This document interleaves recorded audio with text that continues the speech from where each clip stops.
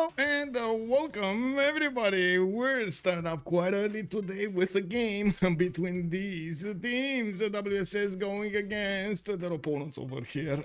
Saint DShark, of course. WSS from CPL. We do have Saint DShark fighting, I guess, from the Civ6 squadrons. That's where they have. How to say, come together, and now they did join the CPL Premier League season ago and want to do a lot of good stuff over there in Division 1. They also need to fight for their slot in Division 1 since we do have WSS contesting it, and they did manage to get the first win. So you can imagine this is quite a bit of pressure over here for Saint DShark to get the victory today, get this to a third game, and manage to stay in Division 1 of the CPL Premier League. I also want to say hello there, everybody. Colorado, good day, sir, and welcome. I did notice we do have a new member here, Trolley. Hello there, sir, and welcome. This is the first time I'm watching competitive Civ. What are you looking for? Oh my god. Okay, there's gonna be quite a few things going on in the game. Of course, these players are used to min-maxing every one of their decisions and are used to try to squeeze every little bit of an advantage they have from the land, of course. Now, I do also want to say Gelukshan, good day, sir, and welcome. We're gonna need to see how fun Brazil is gonna get played. I do have to mention we are on the normal BBG, not the beta. It's not open yet in the tournaments. We're not using it in the tournaments yet. I do want to put that up on the screen also here because we did have the pre-game bans and the map being chosen. Or I guess right now we do have the map being chosen, but I didn't want to finish saying hello to everybody. Gelukshan, that's also a good idea, by the way, having a game after. I do need to set it up over there on YouTube as well, but it should be fine. We should be fine. I mean, I think I have one of those, how do you call them? One of those thumbnails ready to go for any time I want to play. So yeah, we should be fine. I also want to say, yeah, that's usually the reason I start the stream a little bit early to give time to the viewers to get here. Hello there, Husky Boot, and good morning, sir. Oh, that must be, wait a second, this must be very early in the morning for you. Well, to be honest, it is kind of for me also, in the sense that I don't actually have the sleeping pattern as I should have for the country. I mean, it is what it is, for the time zone, I mean, I guess. We do have WSS choosing pre-game bans Gandhi and Cleopatra Ptolemy. This kind of gives us an idea. They do want bigger maps to play on, and it looks like it will be the 7 Seas being chosen as a map for today. On the right side, we do have also Sumeria and Theodora being taken out, Byzantium, by looking for Saint DShark, I should say. And oh my god, I actually did I put an extra S over there. It should have been LSD. Well, it should have been exactly what they said over here, LSD. It is what it is. I guess I get the opportunity to change the thumbnail afterwards, and we get it going. Good morning, Mozdras, and ooh, 10 a.m., 10 and 10 a.m. Not only 10 and 10 and 10 a.m. Okay, well, 7 Seas being chosen as a map will give us quite a few opportunities to talk about. We're going to need to see how they can manage to actually storm their opponents if they do have some kind of connection on the water. We've seen multiple times how the seas do matter quite a bit, and of course being able to trade internationally is also a very important factor in the game, giving you so many more goal points for each trade route. More naval battles, exactly. There we go. Gelukshan knows. He knows. Good God, is it not that early? But yeah, it is. I mean, right now in my what is it? 16:14. That's my time right now. But I woke up at like, I don't know, 1300 or something like that, and I woke up with some messages from NZXT's feedback center. They had. I guess I did talk a little bit about my cooler and the problems it had from NZXT, and there was somebody that actually went through exactly the same problems as me. It was unbelievable to watch their feedback channel for the software they have, the next NZXT cam software, and see him say exactly what I had as problems. It's unbelievable. Anyway, this is at least the third DShark team I am seeing. Yes, they actually did have quite a few how to say, change of rosters over here. They're also trying out to play with other members. Saint DShark, if I'm not mistaken, was a combination between 2 teams, if I'm not mistaken. I'm not sure exactly, but if I remember correctly, because this was like a year and a half ago, if I remember correctly, they did have a certain team in Civ6 squadrons, another team in the other division of the Civ6 squadrons, and when they did make the decision to go for the CPL Premier League, they kind of made a combination between those two teams. Oh, thank you so much for the sub, Kev Maestro. Oh my god, thank you so much. You're putting me one step closer to that Partner Plus program. Thank you. Woohoo! Yeah, we're getting there one step at a time. You know, one step at a time. Okay, so LSD and WSS choosing. Let's see, Cleopatra Egyptian has been taken out by WSS, so no more Egypt over here unless they actually choose to pick Ramses, which I doubt. We do have Dido also being picked up as a ban. Looks like Portugal is not going to be a part of the game, while on the other side LSD will have another choice to choose. They did already take out Norway and Japan over here. Hojo, not Tokugao. Tokugao is still available in the game, and I gotta say, man, whenever Tokugao is in the game, it kind of feels like Tokugao wins. Wouldn't you agree? It kind of feels like Tokugao wins. No more for Englands. It's very weird that we actually don't see that many Englands over here. And why? What is this happening over here? Oh, sorry, message. It's fine.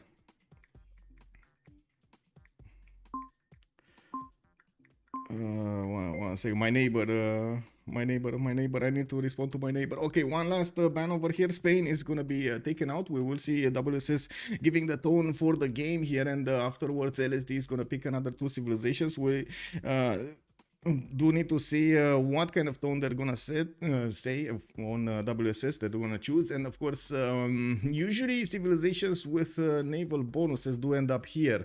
So like usually you do have something like Age of Empire being picked up on the Seven Seas, but to be honest, I'm not that convinced right now WSS is gonna go for the civilizations here with naval bonuses first. Maybe they will go for a little bit more how do you call it, flexible things, you know, flexible. Yeah, there we go. Yeah, I mean, Age of Empire, it is what it is. First England is chosen. We got another 3 that they can choose from, and I'm pretty sure LSD might actually choose one. They did go for Age of Empire, which is well known for its early bonuses, especially the free boats that are coming out of his Royal Navy dockyards, not to mention, of course, the half-coast harbor. You do get those extra trade routes when you do settle another continent, and you know, another free unit, because you didn't have enough anyway, right? You need more. And at the same time, of course, later on in the game, it will have a lot of production coupling those industrial zones with the extra coal she's getting, and at the same time getting the shipyards in the Royal Navy dockyards. We do need to see how LSD is going to respond to this. There still are quite a few counters, but to be honest, I do have to say they took out Portugal and Dido, and that actually gives them quite an advantage over here on the seas. While I do notice LSD is going to go for Scythia and Montezuma as responses to this, they're going to pick a much more aggressive game on land, even though both of those both civilizations, both Scythia and Montezuma, can actually do okay-ish on the seas. It's still Age of Empire that usually is coming up on top. Scythia will have an extra +5 against wounded units, which does matter quite a bit. It will also get the ability to heal its boats whenever it takes out an opponent, and if it does get next to his opponents on the lands, of course he can push through the land with the land units instead of the Saka just the horses, the knights, and so on, instead of going for a navy, getting his toes dipped in the water there. It is what it is. Perhaps they start with all that again. Aztec pick rate must be one of the highest. Yes, I think it is one of the highest, but it's also kind of a high roller.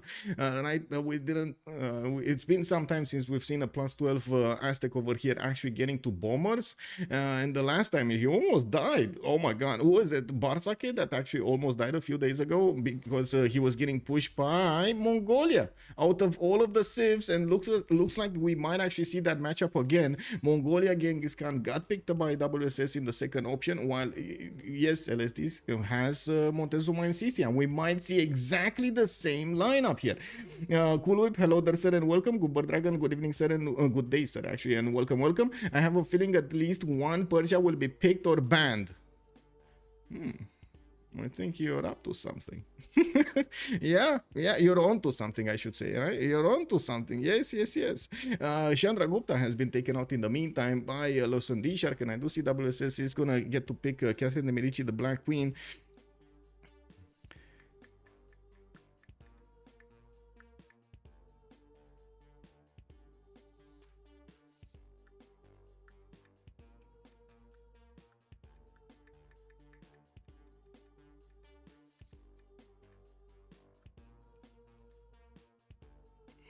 Okay, there we go, finally. And I need to turn this. Okay, there we go. So, let's see. Last band. The last bands. They still are thinking about the two last bands. LSD on the right side, WSS left. Okay. What are they gonna choose over here? I need to move my microphone because I can't see properly. And oh my god, give me a second over here. So to turn on the lights.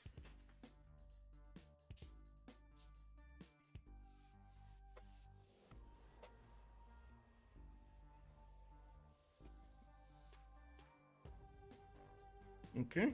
No John Curtin. They did take out Rome, and it looks like we're waiting for a WSS ban over here, so we can see what they're gonna go for. LSD, the next phase, will have the first pick, and then WSS is gonna finish their roster of civilizations with their last two remaining choices. And I think I need to do something else over here on my configure. Okay, this is way higher. Oh my. Why can't I? Okay, there we go.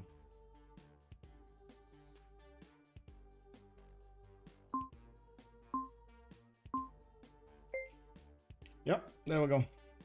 Will we see another England? I don't know, actually. Macedon has been taken out. This is the Macedon that still has its extra military policy card to use, military policy slot to use, and definitely is quite a danger for anybody that comes next to him. We do have also the first pick here. LSD is gonna go for Nader Shah, Persia, and yes, you are right, they did actually pick one of the Persians, and we're gonna need to see if WSS is gonna wanna get also Cyrus. They do have two more choices to go, the last two choices to go here, and we're gonna see. Yeah, you called it, you did it. Yep, it is what it is. It is what it is. I do have also time to set up the map over here on the screen, so everybody that joins us knows this game is being played on the 7 seas. We're gonna have those remap tokens, or those remap polls actually, and the prediction rolling as soon as we do have them starting to pick their civilization, so we can actually get that going and see how many remaps are we actually gonna have during this game. They do have one remap token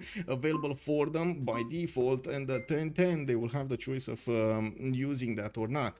They did pick something, but they didn't pick something. What did they pick and they didn't pick? Looks like waiting for selection. Cyrus is being selected here, but that okay. They went for Cyrus. Okay, so Flores is saying that Cyrus already has been chosen, and they're gonna go for Gorgo fourth. I mean, we're gold. Yes, I do agree Cyrus does get some gold, but it's been some time since we've seen him carry the gold on the team, and especially with Genghis Khan and Gorgo, both of those civilizations are not really well known for a lot of gold generation.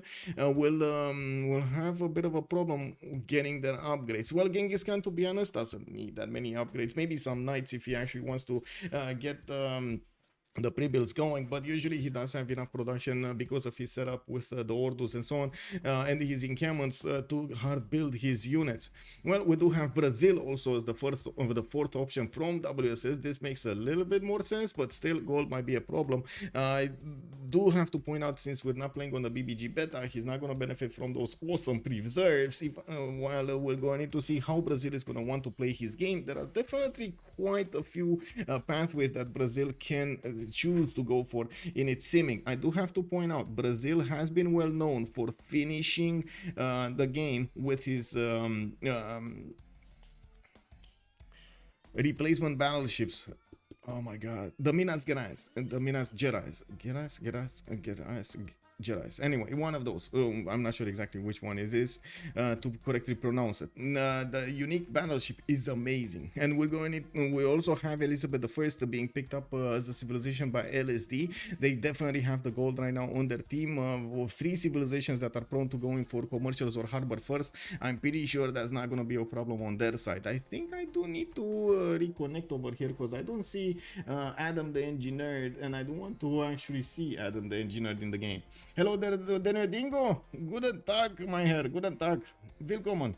It depends on the type of Brazil player though. Yes, exactly. Brazil can carry the gold. Yes, Fabius also. Good evening, sir, and welcome. John Curtin should be picked. Should, but didn't. So I guess it is up to the player preferences over here. They did prefer other nations over him. So for example, Elizabeth I has been preferred over Australia. I do tend to agree. Australia would have been a very strong pick here. A very strong pick. Just waiting for everybody in the lobby to get going. I do have a little bit of time to actually put up over here also the predictions, and also hello there YouTube. How is everybody doing on YouTube? Are you guys okay? Now, how many remaps are we gonna have? 0, 1, 2 submission period for 10 minutes. Let's do exactly the same on YouTube as well. Give me a second and get this startup poll. How many remaps? 0, 1, and 2. There we go. And I do want to take a look over here on what's going on. We should be fine. We should be fine. So now the players are picking according to their preferences over here, and also who do they want to have the top priority when it comes to, or the higher priority when it comes to great people or wonders. If you, I'm pretty sure a lot of you do know that if you do finish a wonder on the same turn with another player, the one that it has the higher slot in the lobby, so basically the one that actually calculates the bonuses first, it will get the wonder or the great person. Now, which does create quite a few problems during the game, especially if you're hunting down those great people that you need, admirals, generals, or those merchants, those scientists, and so on. There's quite a bit of impact that having a high slot does in the game, has in the game. Apology is gonna go for Montezuma. We do have Raym on Nader, Shah, and AdamTheEngineerd is gonna go for Cyrus. Ptitpascal is gonna be on Elizabeth I. SahChicken is gonna go for Genghis Khan, and you died for science from Why So Serious is gonna go for Victoria Age of Empire. You do see they are not really prioritizing at all getting those admirals. They are definitely gonna want to get a few of those how to say, a few of those for the Renaissance era to get the boats of the caravel some bonuses, but I'm pretty sure they're gonna be fine. Oh, I actually was the only one that didn't ready up. I'm sorry. Okay, anyway, 7 seas is gonna be the map. We do have Homme Fontaine also going for Homme. That's the last player from Saint DShark alongside Raym. Was trying to do a mental exercise if I do remember all of the players, but no. Anyway, let's actually close up the screens over here, and I do think we're good to go with the predictions. We got to see the team soon, as in who's gonna be on the left, who's gonna be on the right. And yeah, it looks like Why So Serious chose to put the exclamation marks there instead of WSS. Okay, we got the first map. Let's see where the Scythia is to talk a little bit about them. From the left to the right, we're gonna take all of the players and the civilizations to take a look at their spawns and get ourselves a mental image of what is going on in the game, or what could be possible happening in the game. Finding Scythia first. Let's actually see, where is Scythia? Those are the two Persias next to each other, and Scythia is gonna be all alone in a corner. Who's this Persia? Is this the Persia he has? No, he's the Persia he hates. We do have AdamTheEngineerd over here right next to Scythia, and Homme Fontaine is gonna have the opportunity to go against him on the land. Doesn't even need to flex his military muscles that much because it's so close. A pretty good second settle here on the river or on the bananas. You can see those 2-3-1 ivory tiles that are gonna give him quite a few bonuses and quite a bit of food from the rice there if he settles in that location. Has Cerut de Potosi to the southwest. Of course, settling oil would also be an option, and getting another city in the north so he can put it on the coast here. I don't really see anybody. Oh, I do see somebody on the coast. Ptitpascal over here is gonna be his opponent. So wait a second, no, they're allies. They can even get, oh my god, this coast is guaranteed. Okay, this is very good for him. I'm pretty sure he's gonna want to get at least 1 or 2 coastal settles here on the east side, so he can trade and give the trades to Elizabeth I. Ptitpascal here right next to him. Talking about Ptitpascal, we do have him getting a coffee tile, and I do notice he's gonna get the rice for the massive food ingest here in his cities. While we do need to see him settling the coast, we do have a decent amount of coast to go for to the northeast. Not a lot of fresh water. If you take a notice here, it doesn't really have that many of these freshwater tiles. Pretty good coastal resources, a lot of them, crabs and amber tiles. Unfortunately missing a reef fish in the capital, but still has some very far away on the west side. Mountains for some campuses. All in all, it's a good-ish spawn. Ooh, definitely. Oh, look at this +4 campus over here. Beautiful with the reef tiles, and of course access to dice tiles to give him some free faith. Well, we do need to take a look at Nader Shah, which is to the west of the other Persia of Cyrus, and you can see that Nader Shah Raym is gonna get a hut soon, while he is gonna get quite a few cities to settle to the southeast. He can or settle his opponent here on the stone tile, and not only pop that tiki hut, but also get very close up and personal with AdamTheEngineerd. I wouldn't be surprised if this map is going to be kept, that they will actually fight each other with some immortals and horses going against each other from a relative early stage in the game. I mean, you know, starting off with encampments, going against your opponent, smashing down cities, and we're going to see some sneaky scout action. Thunderius, hello there, sir, and welcome. I assume it's Adam Flores. Wait. Depends on the type of Brazil player. Yes, that is true. Also, Cyrus next to his killer. How nice. History repeating itself for Cyrus getting a chance to avenge himself. That is, yeah, he gets it. I would say he gets a chance to avoid himself. So, to avenge himself. Oh, moving off the coast here. AdamTheEngineerd has chosen his location. To be honest, it doesn't really make that big of an impact if he moved off, but it's fine. We're going to see him also benefit from some tobacco tiles there later on. And looking at Aztec, this is also important. Looking at Aztec, we do need to see his continent split. He does have one big continent, the red one, with access to the green one very far in the north. Doesn't seem like he's actually gonna get there to benefit from that many amenities. Maybe one marble tile can be improved and acquired here.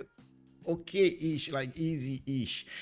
We do have him also with a possibility to go to the east, but again, might not be that comfortable for him to actually settle the eastern land mass. As you can see, it is going to be quite contested between the two Persias. We're gonna need to wait and see. He does have least access to an amber tile and a tobacco, not to mention one of these ivory tiles if he settles on Yuling Yuan. So he just needs to get the banana settled, and then he's gonna get to buy all of those tiles.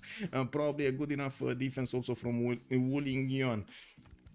Now we do have You Died for Science with England. He's going to be here with the city of Plymouth, and he does have a continent split. That second settle he's going to put on the east side is going to give him access to another trade route capacity. So yeah, definitely having true trade routes from the beginning will help him grow his cities and get that goal for his teammates if he's gonna go for externals, but usually you do see internals here on England.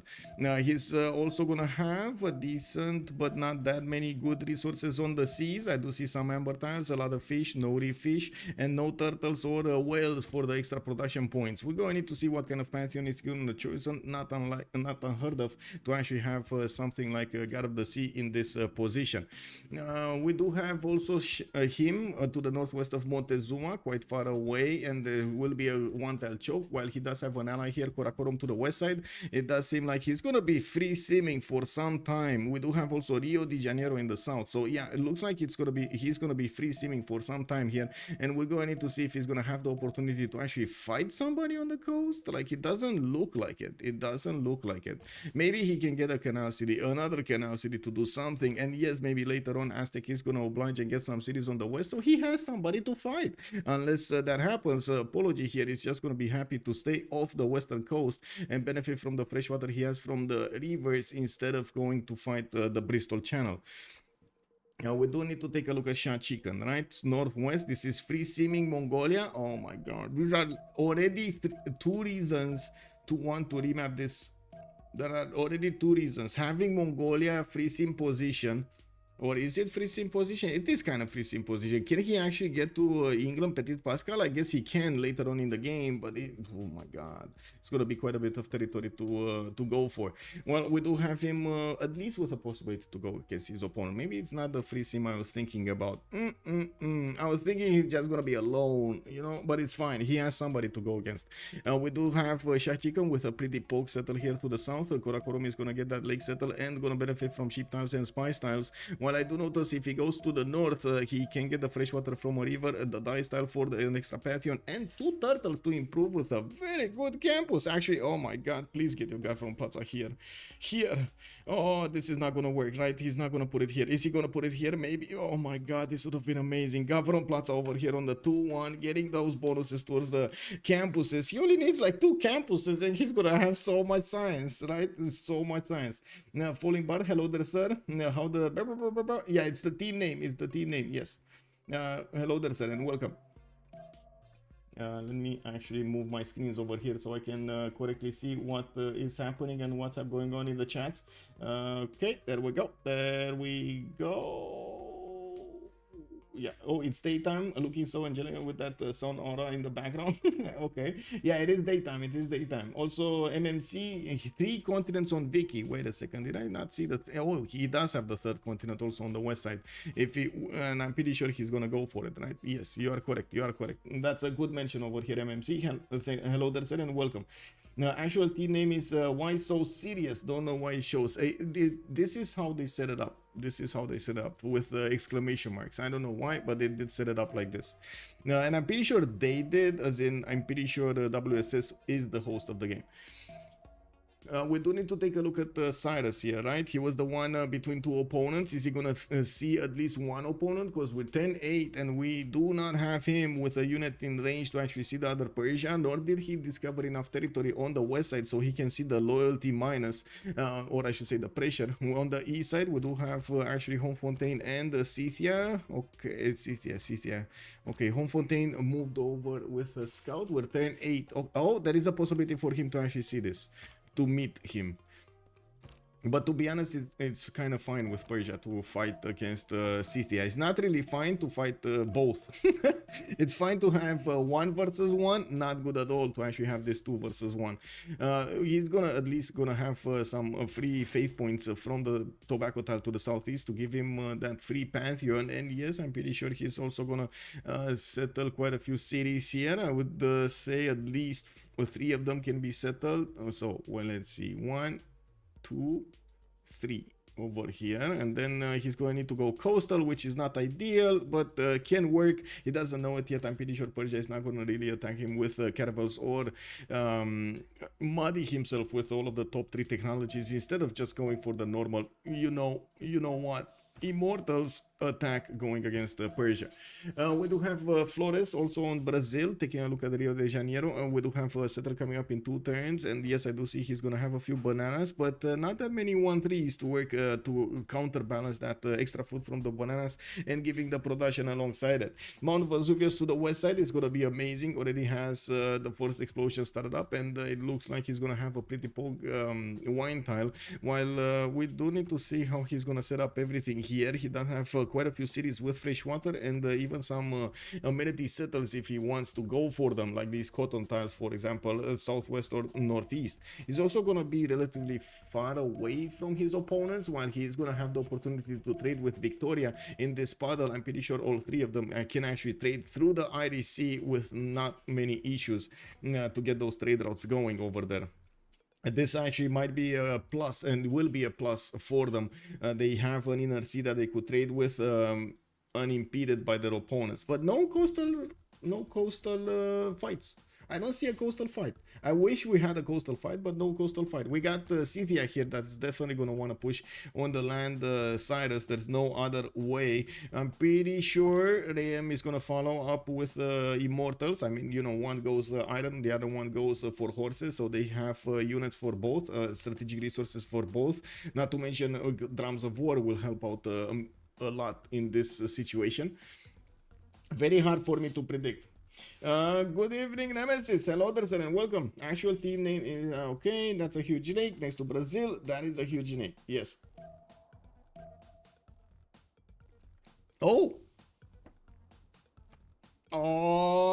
gentlemen, ladies and gentlemen, We're getting this going, and it looks like these sharks are starting up, revving up their engines against the WSS. Remember, this is very important game, very big game, very big game. We're in the second game of a best of 3 series. DShark going against WSS did lose the first game, as WSS has won over them. And I gotta say, if DShark doesn't manage to get the win today against Why So Serious on the 7 Seas map, we have them dropping in the second division. While the Why So Serious is gonna climb up and gonna go into the first one. This is a bit of a problem, and you can imagine DShark will have so big of an incentive to hold on to the slot, while WSS needs to punch through that need and get their own. We do need to see over here again all of their spawns. We do need to also finish up the predictions on both YouTube and Twitch, so we actually get this going properly, and we start up our engines for the next part of the stream over here. Let me finish up the predictions. It was 0 remaps. Oh my god, do we have a high roller? Ooh, we got 2 high rollers. Oh, the points. Okay, let's see who high rolled this. We got 2 high rollers. Who high rolled this? Who put only a few dozen points to get thousands? Naval battle incoming later if Vicky settles on the northern coast. We might see that. Yes, there is an open space over here, and he can actually get to from the west to the east. Yes, that is correct. Yeah, okay. So I finished this. We should be good to go. Team labels on the screen. Let me actually put them up really quickly so we get this out of the way. I'm probably not gonna remember it later, so I do want to get it as quickly as possible. Okay, WSS on the right side, bam, boom this one, boom this one, and we got it aligned. It's fine. Okay, it's fine. So, Home Fontaine on Tomeris, we do have him sending his first settler towards the Cerro de Potosi, so he gets that gold and the resources. We do need to see, he gonna settle the tobacco, work the marble for the extra gold and extra culture, while he's gonna get the faith generated from them. I do have to mention, also looking at his spawn, he has quite a few pashas. These pashas help his cool guns be bigger, and usually Scythia does benefit quite a bit from the cool guns at the beginning of the game. They're kind of in awkward positions, but I'm pretty sure, look at this beautiful one. It's such a beautiful hill over here. A 3-pasher kurgan. Oh my god, yes. Well, we do have another setter coming up in 510s. He does have access to horses in the first ring, and I do notice his iron is going to be third ring out towards the northeast side. Looking at his available options, I'm pretty sure he's gonna want to get at least one settle in front of Persia, but doesn't want to enrage Persia from the beginning. Definitely needs to pay attention to his tempo rather than his position against his opponent here. We've seen this actually quote-unquote mistake being made quite a few times, prioritizing getting a city in front of your opponent, grabbing the land in front of your opponent instead of prioritizing getting your tempo, and because of that, of course, that extra city that was settled was taken. Yeah, he lost it. Well, we do not have yet a pantheon from him. We're gonna need to come back later on to see what kind of pantheon did he pick, and of course we do see that he's gonna have a decent amount of mountains for very good campuses also, and a lot of jobs going actually for a builder first here, opening in his second city. Moving to Elizabeth I, we do have him sending his second settler towards the northeast. I'm guessing that aluminium tile is gonna be a choice here, and we do have him with 2 of these dice tiles available for him to acquire in his second city's grasp borders, and of course getting that free faith per turn is gonna help him. Well, it's not really free faith, is it? You kind of pay 25 of these gold points to get the faith in 12 turns. Okay, it's kind of an investment, you know, it's kind of an investment. Anyway, we do have London here with also another setter coming up in 2 turns. He has a coffee tile to discover the Civic 3 much faster, and I do see he's keeping his scouts at home. This is a bit surprising. Maybe he just popped one and he did not scout around. I was expecting him, definitely expecting him to keep on discovering the territory to the southeast and the southwest, while he just keeps them. I mean, don't get me wrong, I like the fact that he's actually escorting settlers with 1 scout. I'm not sure exactly why he has 2 scouts here. Maybe he popped one and we didn't see it, so yeah, that's his advantage here. We do have also to take a look at his strategics. Iron in the 3rd ring from both cities. This is going to be very expensive.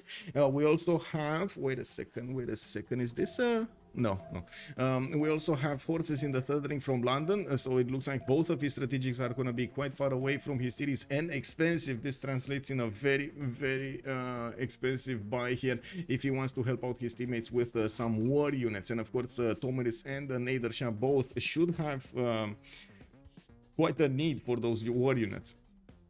Now we do have also Nader Shah to talk about. Gordian has been settled on the Gobustan tiles, and I do have to mention this is a non-freshwater city with the possibility to aqueduct later. He does have a tobacco in that city center as well, and this actually makes me wonder why he did not settle on the 1-3. We're gonna need to see what he's gonna do with the builder, and I'm imagining Perideza is gonna be set there so he gets the housing. And while I'm pretty sure he's gonna need to acquire food from some tiles, if not even get some farms over here working. Well, we do have a third city moving towards the west side, and I am very confused about his choice here. I am very confused. This city doesn't have production.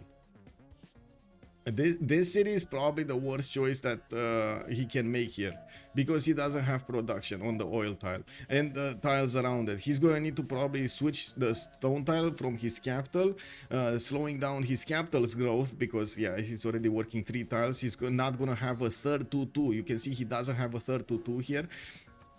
And well, it's gonna take some time to actually grow and buy more tiles from the other cities. In this city center, again, more gold needs to be spent to actually get better tiles to work. It's very, very expensive. Comparatively, if he would have gone for the stone tile, he would have had, yes, a city towards his opponent, but he would have also had quite a few 2-2s without that much gold to spend, and be able to spend the gold on something else. Maybe that's my option. Of course, he is probably taking into account the fact that he is gonna need to fight Persia over here, and doesn't really want to give him cities from an early stage. We do need to see them both probably go for, oh no, Nader Shah opening celestial navigation in the face of AdamTheEngineerd. I don't know about this. Adam is getting his bronze working in 7. He already has got a craftsman getting those extra production points on the horses and on the iron tiles. We do have him getting a few of these slingers to get into archers, and it looks like he's preparing for a fast attack here. This might be actually why Raym is moving to the west side. They do.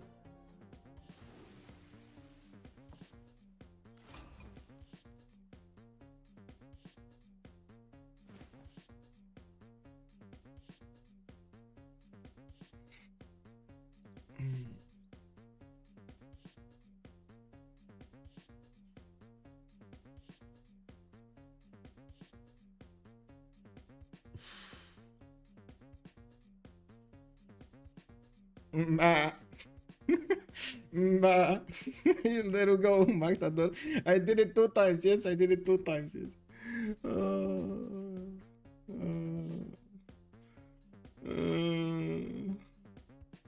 I mean, okay. We're back to middle student tactics here. I guess there is a world in which you can use holy side bonuses to actually get you some bonuses against your opponent. Wink, wink, crusade.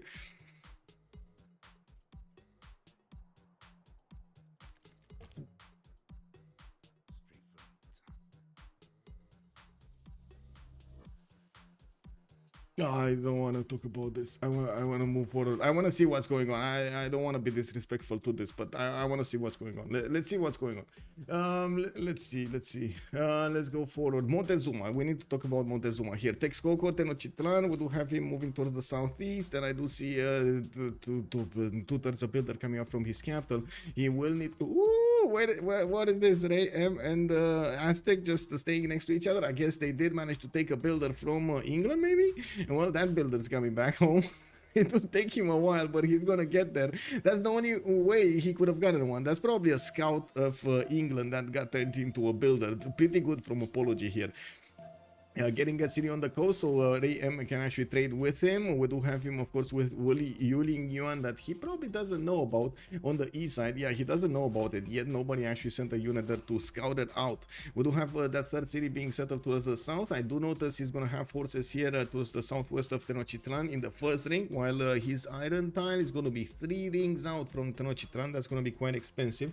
Has the ability to settle a city there with, I don't think there are many issues, right? Oh no, there is an issue. You died for science is on that western coast. I'm pretty sure he's gonna stay away from this western coast as much as he can, settle the east and be done with it. Looking at Victoria, Age of Empire, with the triple continent split, Manchester did manage to settle on another continent towards the northeast, and by the looks of it, he's going to get that third settler from Plymouth in 3 turns. He does have Fengas Argamu in the north, which I guess he wanted to pillage something or take a builder, but the scout actually is the one with... very low health now. Looking at his second city, by the way, I do notice he has a bit of a problem with his tiles to work, a 2-2 and a 2-1-3 instead of getting his 2-2-2s, and yes, it looks like, of course, the presence of this eagle warrior is creating quite a few problems. I'm very surprised he didn't choose to actually go over here as well. He definitely wants to get the second and the third trade routes, and he's probably going to settle that 2-2-1 to get them. He also has access to multiple amenities there, so all in all, I definitely can understand. Oh, wait, this is the fourth settler coming out, not the third one. He already has a third one coming up. I just realized I didn't actually count properly. Well, we do have him still improving his fish tiles for the extra growth and a little bit of production, and we do have that trade route coming up from Manchester, which is going to give him more production and more food when it's going to be sent internally towards his capital. Now we do have him 5 turns away from celestial navigation with available horses and iron in the third rings. That's quite expensive though for him. It is what it is. He's probably going to need to put that city to the southwest anyway, so I would imagine he's going to get those with that second city. On the east side, he's also going to need to somehow find a way to plug this southeast so Aztec cannot get to him with military units. Yes, there are quite a few one-tile chokes here, a mountain in the middle. It's not easy to push, but it will be also hard to defend. Looking at Genghis Khan to the west of Age of Empire, Mongolia is going to get his extra encampments out. The third city, Ulaanbaatar, towards the northeast. Guys, is this an epidemic of bad cities? Why does everybody want to settle bad cities? Is this, maybe he wants to get his setup for his districts? Is this the sacrifice that he wanted to make to get a better district setup in between his probably 3 to 5 cities? Because bro, this is such a gold heavy city. And if he takes tiles from this, Karakorum is just not gonna have what to work. 1, 2, check this out. 1, 2, 3, right? No, not even 1, 2. That's it. 1, 2, 3 with the sheep tile. Otherwise, he's not gonna get to work tiles. He already has 4 pop. He's even now not working a 2 production tile. Okay, I gotta say I'm a bit. I would definitely suggest Ulaanbaatar be settled next time on the west. Multiple 2-2s, access to rivers, good fresh water. You get what you need with better tiles to work and not a lot of gold investment. Better investment, you know. They want to rush Elizabeth. Cyrus fight with 2 enemies, maybe 3. Yes, he opens encampments. Yes. What is with avoiding the big campus location? Big campus location. Wait, where did you see the big campus? Oh, the north. Oh, not to mention the north. Oh my God. Wait, I totally forgot. I called this from the beginning. Did he not see the north? This is the only reason I have in my mind. He probably did not see his north.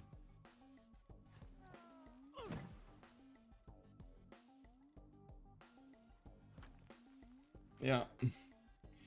What is his bad city on Genghis? This one, Ulaanbaatar. This one. This very bad. This very bad. This very, very bad. This much better.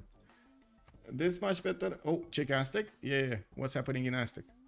Oh, forest fire over here in Texcoco. Care să festivals has been chosen.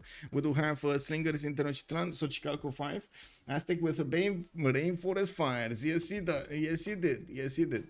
Looking at also SahChicken's strategic resources, he does have a horse tile over here in in the third ring for Karakorum, but second ring for Ulaanbaatar, another horse tile over here. I do notice he's getting his encampments and in 6 turns and 3 turns from his capital city, while we do have a trader starting to move towards the south that is being sent to Taruga, and it will create a pathway directly from the capital towards the 1 tile choke, 2 tile choke towards the south, so he can get the units much faster towards Ptitpascal.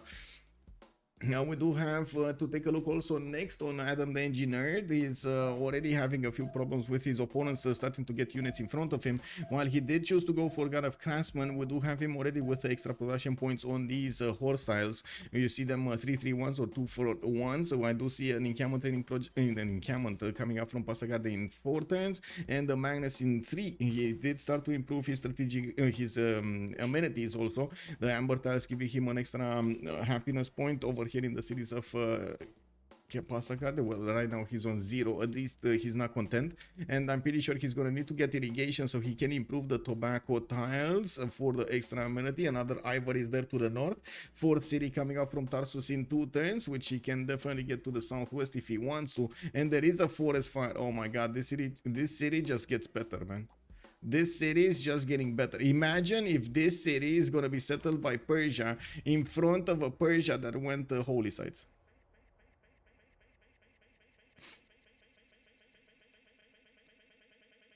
It's a 2-horse city, low tempo.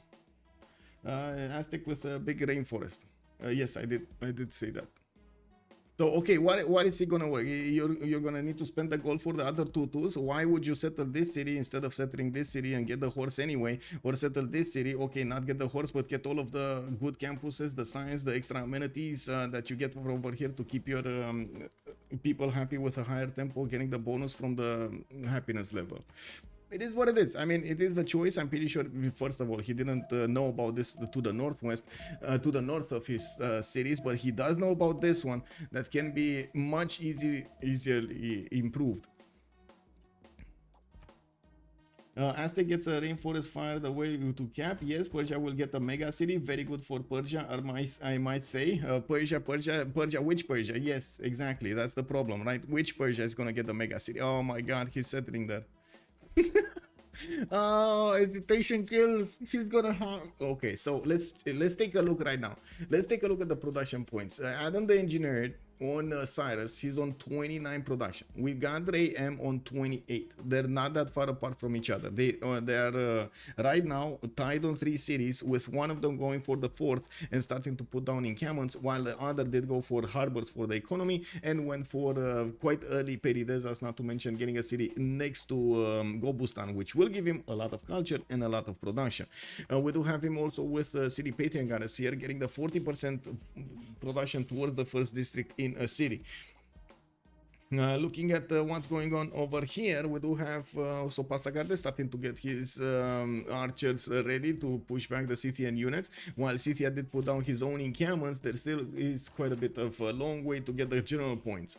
Looking at also Flores, right? This is the last one that we need to go through the list. We do have God of War and Plunder chosen by Flores. He's opening up with commercials from multiple cities. Did already settle the city for his allies to trade to, but none of his allies are actually on this coast. Can they even...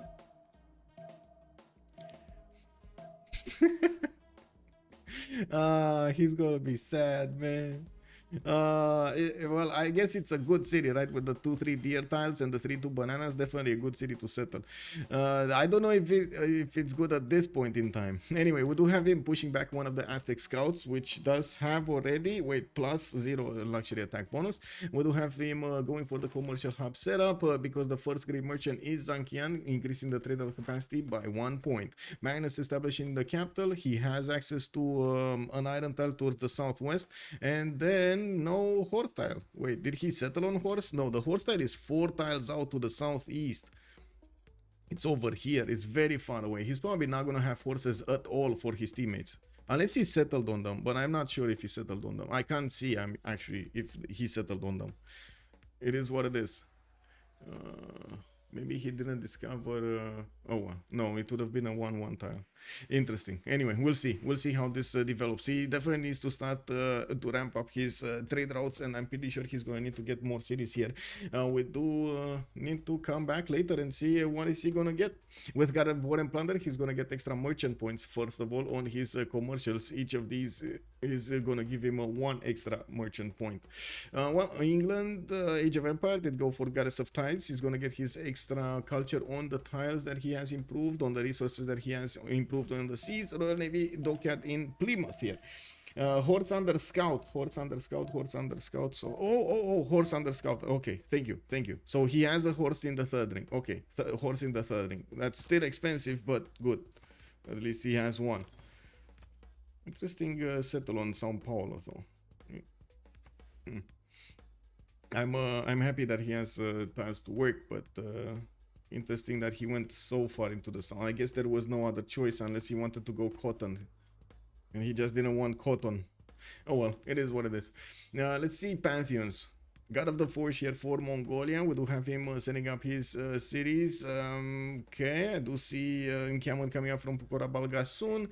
And he's starting to get his encampment training projects. While Scythia is also starting to make some points. We do need to see when he's going to start the projects. Because right now he's not doing it. He's going to get another 2 encampments. And I do notice he's getting initiation rights as a pantheon. This is quite strong on Scythia. Because not only he gets to build units, he also gets to buy more with faith that he got from building units. It's a circle.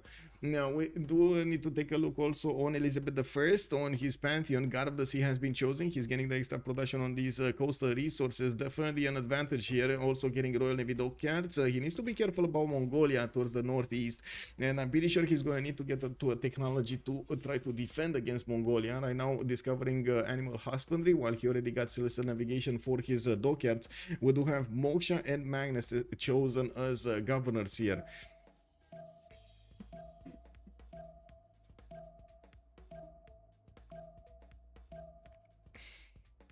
Scythia is a problem for Cyrus. Yes, yes. And I'm very surprised. Wait, did Adam just get a builder from Persia? I'm very surprised about Persia's choice to not interact with the other Persia. Like I'm pretty sure they could have pushed from both sides and made Adam the engineer like take him much earlier on. And all that this does is give them how to say, slow down the demise of Persia and slow down the entire game afterwards. The faster they take out Persia, the easier it will be for them to catch up. The longer it does, the harder it is. So they chose the harder part, with which I'm not that sure it will be the correct one. Anyway, we do have Raym here with 9 science with 13 culture, and I do see he's gonna start improving some more of his amenities. Of course, 3 pop here in Gordian, slowly getting more population. He's gonna need to start improving his strategic resources, because I only see he has iron in the capital towards the north. And where is his horse? And again, did he settle on it? This is a cattle tile, not a... Oh, he put his government plaza on a horse. Okay, never mind, that's good.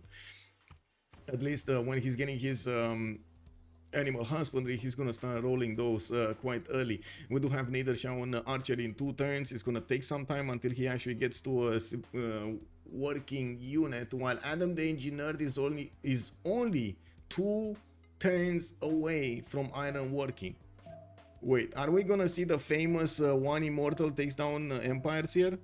Because Persia is so far away from his horseback riding. If AdamTheEngineerd would actually get the gold and the iron, or even hard build some of those immortals here, he should have enough time to do so much damage to Persia. Oh my god, beautiful. 2-4 tiles here.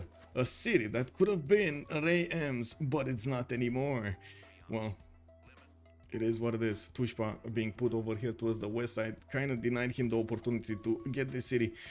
We do have encampment training projects being chopped in his city center, and I do notice Brazil did manage to get Zankian, while Mongolia did recruit the first general for Sun Tzu for the art of war. While in the great people screen, we do have Scythia making 1 point with 4 right now acquired.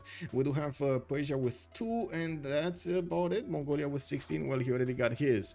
So definitely Scythia will need to roll a few projects here, or at least 1 project if he wants to get there. And we do need to see how Persia will secure it, with already 4 cities, with a more production from his encampments towards units, and also a different tech tree. We might actually see AdamTheEngineerd managing to do quite amazing here, even if he is 1 versus 2.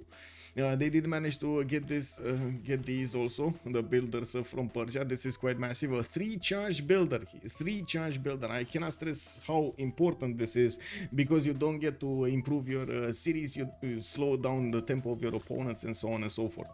Okay, so I think we need to take a quick peek at the city states, and then we're going to need to put up the prediction for the game. Looks like Hansa with Zanzibar and Mogadishu are gonna appear in the game for the trade bonuses. We do have Armagh with Jerusalem and Kandy for the religious bonuses. Cardiff with industrial bonuses. Kumasi is gonna give the culture as well, while we do have Fez and Taruga for the science. We did see Taruga, we now see Fez. It's to the southeast of Scythia.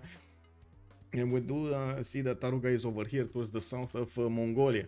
Well, it looks like both of those could actually be taken by their opponents and by the respective opponents. We're going to need to see if they do choose to do that before they actually get too heavy, too hard to take care of. We also have, I think we missed one type, right? One type? Yeah, the military city states. CAD and Gazargamo are coming up for the military city states. We definitely need to see if they're going to get used over here on Scythia. If Ngazargamo is going to get used on Scythia. Remember this. Remember this. Land combat or support units are 10% cheaper to purchase with gold or faith for each encampment district building in that city.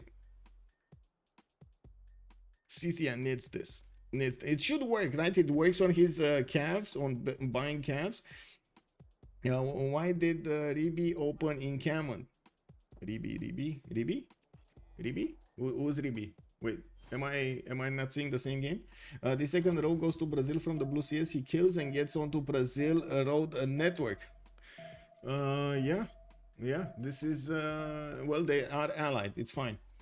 Yeah. Oh, SahChicken is Ribi. I see. SahChicken is Ribi, I guess. Okay. Yeah, he's making the road so he can get a faster pathway to England. I get it. I don't think that he's actually gonna kill Taruga. He could. I don't think he will. It's just a matter of getting those units through the hills over here between his cities and allowing them to get much faster on Ptitpascal. If he can actually save like 3 turns, 4 turns, that's amazing. Even 1 turn, it would be amazing. We do need to see if AdamTheEngineerd is actually going to start up his attack. He does have first archer in Hamatana, another one coming, another wave on the way. And looking at his tech side, or all of the tech sides, we do have Nader Shah 3 turns out from horseback riding. While I do see he's still pumping out that settler in 4 turns, he could easily put it on the cattle tile and get another city there. While we do have also on the other side, Cyrus getting his horseback riding in 2 turns. We don't actually see him upgrading his warriors yet. He does have the immortal upgrade, but looking at his army tab here, they don't have that much iron. They have iron actually. Wait a second. SahChicken is on 6 and we got Adam on 8.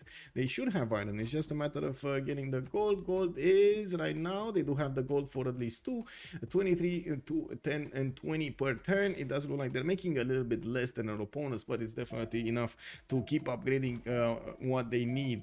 Looking at the 1 turn immortal spawn here in Tarsus, it definitely makes me think, oh my god, what is Persia gonna do?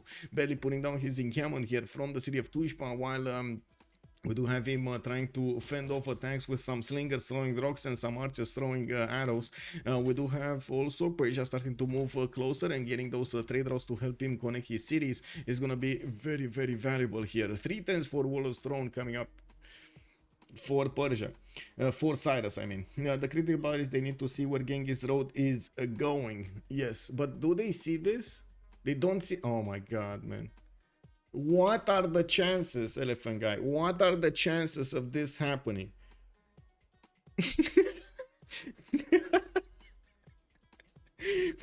took a left. He took a wrong left turn, man. Oh my god, it is what he's not seeing this.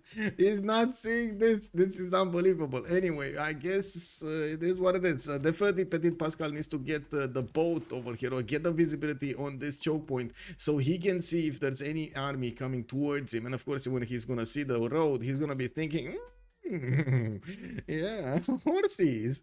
Well, we do need to take a look also from the left to the right, what kind of era bonuses they got in this era, but at the same time I do want to put up the prediction for who's gonna win this game right now on Twitch and on YouTube. So just give me a few seconds here so I can set up the predictions, and then we're gonna come back to taking a look what's going on, who will win, and it will be a choice between Why So Serious, while we do have on the other side Saint DShark, with a submission period of 30 minutes. Let's go. This is the prediction going up live right now on Twitch, and I do want to put it up also on YouTube. Just give me a second. Give me a second. I'm doing it. I'm doing it. Hello, YouTube. By the way, good day, sirs and ma'ams, and welcome. How many? Who will win? Why So Serious and the bomb? Gotta say, this is okay, this is live. It's live. Hello, Crismo. Hello, sir. Hello. They will realize one day CC. Yeah. Campus in Taruga will show the road. Show the road. Yeah, I guess so. But does it will he take a look so closely? Will he actually take a look so closely to that? Anyway, I do have to say that Ptitpascal is getting the vision over that choke point. He knows he might actually have a problem here. We do have 3 turns for a campus to come out from his city center, and that is the +5 campus he had over there. Government Plaza did get placed for another very good campus next to it, and of course I do see that London is getting the benefits of Magnus there. The internal trade routes, we do need to see a few more builders coming out and improving his territory, while he still did not get his horses improved yet. He does have a city right next to them, which is going for holy sites.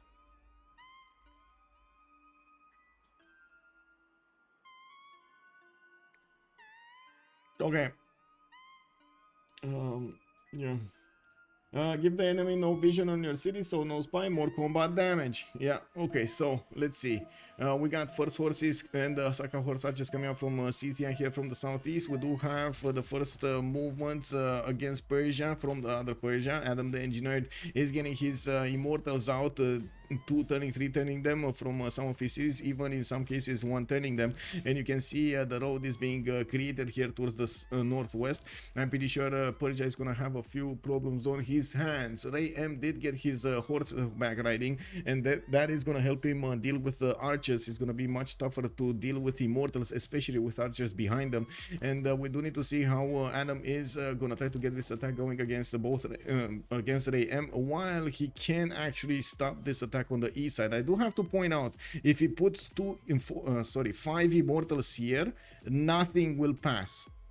5 immortals or even 2 immortals with 3 archers, and nothing will pass. There's no way you can actually breach this without frigates or something, because of the height of the terrain.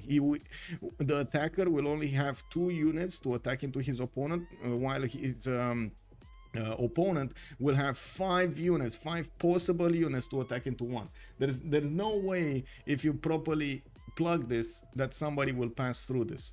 Even Scythia, I mean, you know, Scythia might actually just get the shipbuilding. And it is what it is. Also, bonjour, monsieur and Sasu. Hello there, sir, and welcome. I think he can just run to Elizabeth first, like going all the way towards the east side. Yeah, he could. He could. This actually has a higher chance of success of him actually pushing England than doing damage to Persia. But wait, aren't they allied? No, they're not. They are allied. They are allied. Wait, sorry. Scythia is allied with England, with Elizabeth I. Okay, 2 turning horses from Mashar. We do see the first one probably chopped here, and of course Persia is gonna need to get those immortals out. We do see the horse, for example, is way lower in strength than the immortal, especially since he does have a general for them. We do have Persia getting a holy site prayer project in the city of Gordian. Oh man, you don't know how much I wanted to say that that is, oh my god. Guys, they denied the generals. They denied 2 generals. Nader doesn't have a general. Scythia doesn't have a general. Oh my god. Yes. I mean, this is disturbing to say the least. We do need to take a look at their options here. Let's see. Tomiris went from drums of war. He's getting the 2 horses and 2 iron resources per turn, the 15% production towards the military units, and of course the unit maintenance reduced by 1. And not only that, but he's also gonna get some more bonuses on these encampment buildings. Looks like the first attack vector is gonna be Cardiff. Home Fontaine is gonna go towards that city center as quickly as possible, and we'll try to get a free extra city for him, while his Saka horse archers and his horses are gonna get some more promotion points. I gotta say, Adam definitely should focus the west side, but he should not forget to put units to the east to close up his choke point. At least have a unit that gives him visibility over that forest. Right now the visibility is quite limited for him. As you can see, he cannot see past the forest. He needs to somehow see the forest. Very important for him to see that. We got also some horses coming up from his cities. Definitely a lot of production. He did have time to get his Warlord's Throne out, while his opponent did not actually get Warlord's Throne or any other specializing building of choice for that matter. Looks like also we do have Raym correctly using his horses coupled with the archers to take down the units of Persia. We do need to see how quickly Adam the Engineer can react to this. There is a massive advantage of the Immortals over the horses, especially with the direct melee attack. We do have also Elizabeth I with 15 science and 19 culture. He is on 4 cities and he's about to be attacked at some point by Mongolia. Oh no, SahChicken is actually gonna reveal his hand on Taruga, or is this just there for their sake? Okay. So I guess, first of all, Ptitpascal did get that city to the northeast, and yes, I do notice that the galleys are starting to scout around. He's going to put this one in the corner so he can actually see any units pass through. That will give him a bit of a heads up over here when the war has started. We do have a basic opening here by Mongolia, 3-city opening with 3 encampments, but I gotta say, I would have expected him to go 4-5 cities. I guess he really wants to get as quickly as possible to sit-ups and go against his opponent. We might actually see some aggression here with just some horses. Anyway, coming back to Ptitpascal, his economy is on 29 gold with 44 production points. I gotta say the difference right now between the two Persias is quite big. By the way, remember when I was telling you about the tempo, or I should say the loss of tempo? Raym 54 production, 29 faith per turn. Yes, true. He turned production into faith per turn. While he is in drums of war, and he doesn't have the ability to get monumentality. On the other side, AdamTheEngineerd, 74 production points with 15 science and 25 culture. So better on all 3 aspects instead of the faith per turn. Well, did that faith per turn disappear? Did he? Oh, he rolled the project and he's only on 8 faith a turn. He gave up on like 20 plus production for 8 faith per turn. Wait, what's his religion? That only works in Gordian for the moment. What's his religion? Is this Defender? Defender of the Faith with Feed the World. Okay, Feed the World, I guess, makes sense with Gobustan. Defender of the Faith, I guess, makes sense, but it's not gonna be enough to help him. It's sheer amount of units that will help him here. Anyway, it is what it is. It is still better to have a +3 than not have a +3. It must be bright outside. Yes, it's full sun, which I'm very happy because, you know, I actually have solar panels. Yay! That's the reason I put my tag over the solar powered. Yes, by the power of the sun, bring the energy to the ground. Defender is really good. It's a general substitute. Not really, no. It's only +3 instead of the +5, and you don't really get the movement and also the flexibility of a general to move it towards your opponent and not stay in your lands. Now, also, you can just give 10 points if you can just give wait. You can win 100,000 points with 10 points in DShark. Yes, DSharks no votes yet. Wait, you're not voting them? Way easier to hold a -2 CS difference than a -5 combat strength difference. I do have to agree on that. Is it gonna make the difference here though? Looks like at the moment that city still needs to be converted by the missionary coming up from Tushpa, and we do have quite a line of units here from from Adam the Engineer getting towards Raym. He's gonna slowly chew through the archer line. I'm pretty sure the Immortals are more than capable of doing the damage of these archers. They're kind of made out of paper compared to them. To the southeast, again, Fontaine not pushing, even though he would have had the single biggest chance to actually push into Adam the Engineer. And oh my god, I do actually see that Adam is trying to defend himself in his own territory, leaving the best tiles. And yes, I know I'm saying it, but these march tiles are better with his units than not with his units. Anyway, it is what it is. We do need to see when Adam is going to get that vision. Looking at also Nader, the Trumps of War, we did see that. Montezuma, Paintbrush and Voice Golden Age on 3 series, getting his 4th and 5th out soon. He did also spend the time to get Hanging Gardens here in Chicago. While I do see commercial hub investments coming up from his series, we might have the Marco Polo. Oh, I see, another trade route capacity. Did he manage to get, so Zankian was the first one, right, by Brazil. Did we have Ifadlan also? No, Ifadlan has not been taken. Neither was the one that gives, oh no, there was one. Coleus, I see Brazil did manage to deny an extra point of damage from Aztec, not allowing him to get the merchant. Okay, it is what it is. Well, he does have 14 science, 26 culture, and I do see him with 57 production. Okay-ish at this point in the game. You died for science on Paintbrush and Voice Golden Age, 17 science with 25 culture on Age of Empire, already 5 cities with 3 trade routes, and of course getting more with the lighthouses. I do notice he keeps on getting these traders between his cities. There is quite a bit of a matchup over here towards a gathering of units next to the city of Liverpool. I'm not sure what's going on, but there might be some free cookies and some free beer giving in Liverpool to just attract so many of these, you know, passengers. Visitors. Shah bringing the zoo. What? Oh my god, he actually took Taruga. Looks like he took Taruga on the way towards his opponent, getting those orders going for him. He also did manage to acquire a little bit more more science with the campus over here in Taruga. He's 19 science with 19 culture. We do have him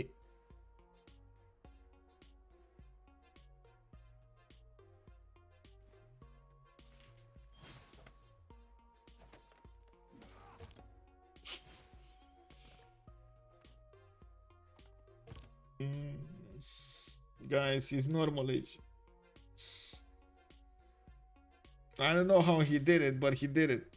I have no idea how you can, I mean, it's been so long since we've seen somebody miss a golden age in the first era in a 4 versus 4 setup. In FFA, I can totally agree with you. You might not get the golden age. How did he miss it in a... Anyway, it is. I guess we're gonna need to ask him after the game to see what happened over there. What did he do? Anyway, we do have Adam, also Drums of War. Drums of War. We do have Cyrus here, still pushing his opponent. Looks like he forced Persia to get the walls up, and Adam is gonna try to push into the city of Ray. He needs to keep up the effort and keep those units going against his opponent, but by the look of it, definitely Persia is Raym is starting to run out of these units. Oh yeah, oh yeah. Well, let's see, that's also with Defender of the Faith, by the way. It doesn't really make that much of a difference. It's much easier, I do have to agree, much harder for him to push, but all in all, because he just doesn't have the number of units, he's losing to sheer number of units.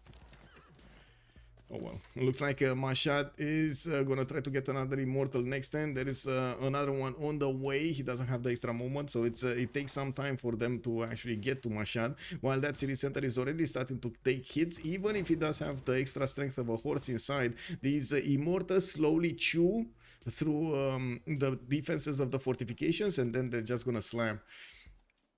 We do have quite a few more units coming up from Hamatana. Amazing territory to keep on chopping, getting the builders ready to go. And of course, I do have to say, at the moment, Scythia is not bothering him at all. He did manage to take Cardiff, while I do see the choke point over here is not giving him any kind of troubles. I'm pretty sure Adam the Engineer needs to move forward with at least one horse, at least over here, probably on the 2-2 grassland hill, so he can see everything.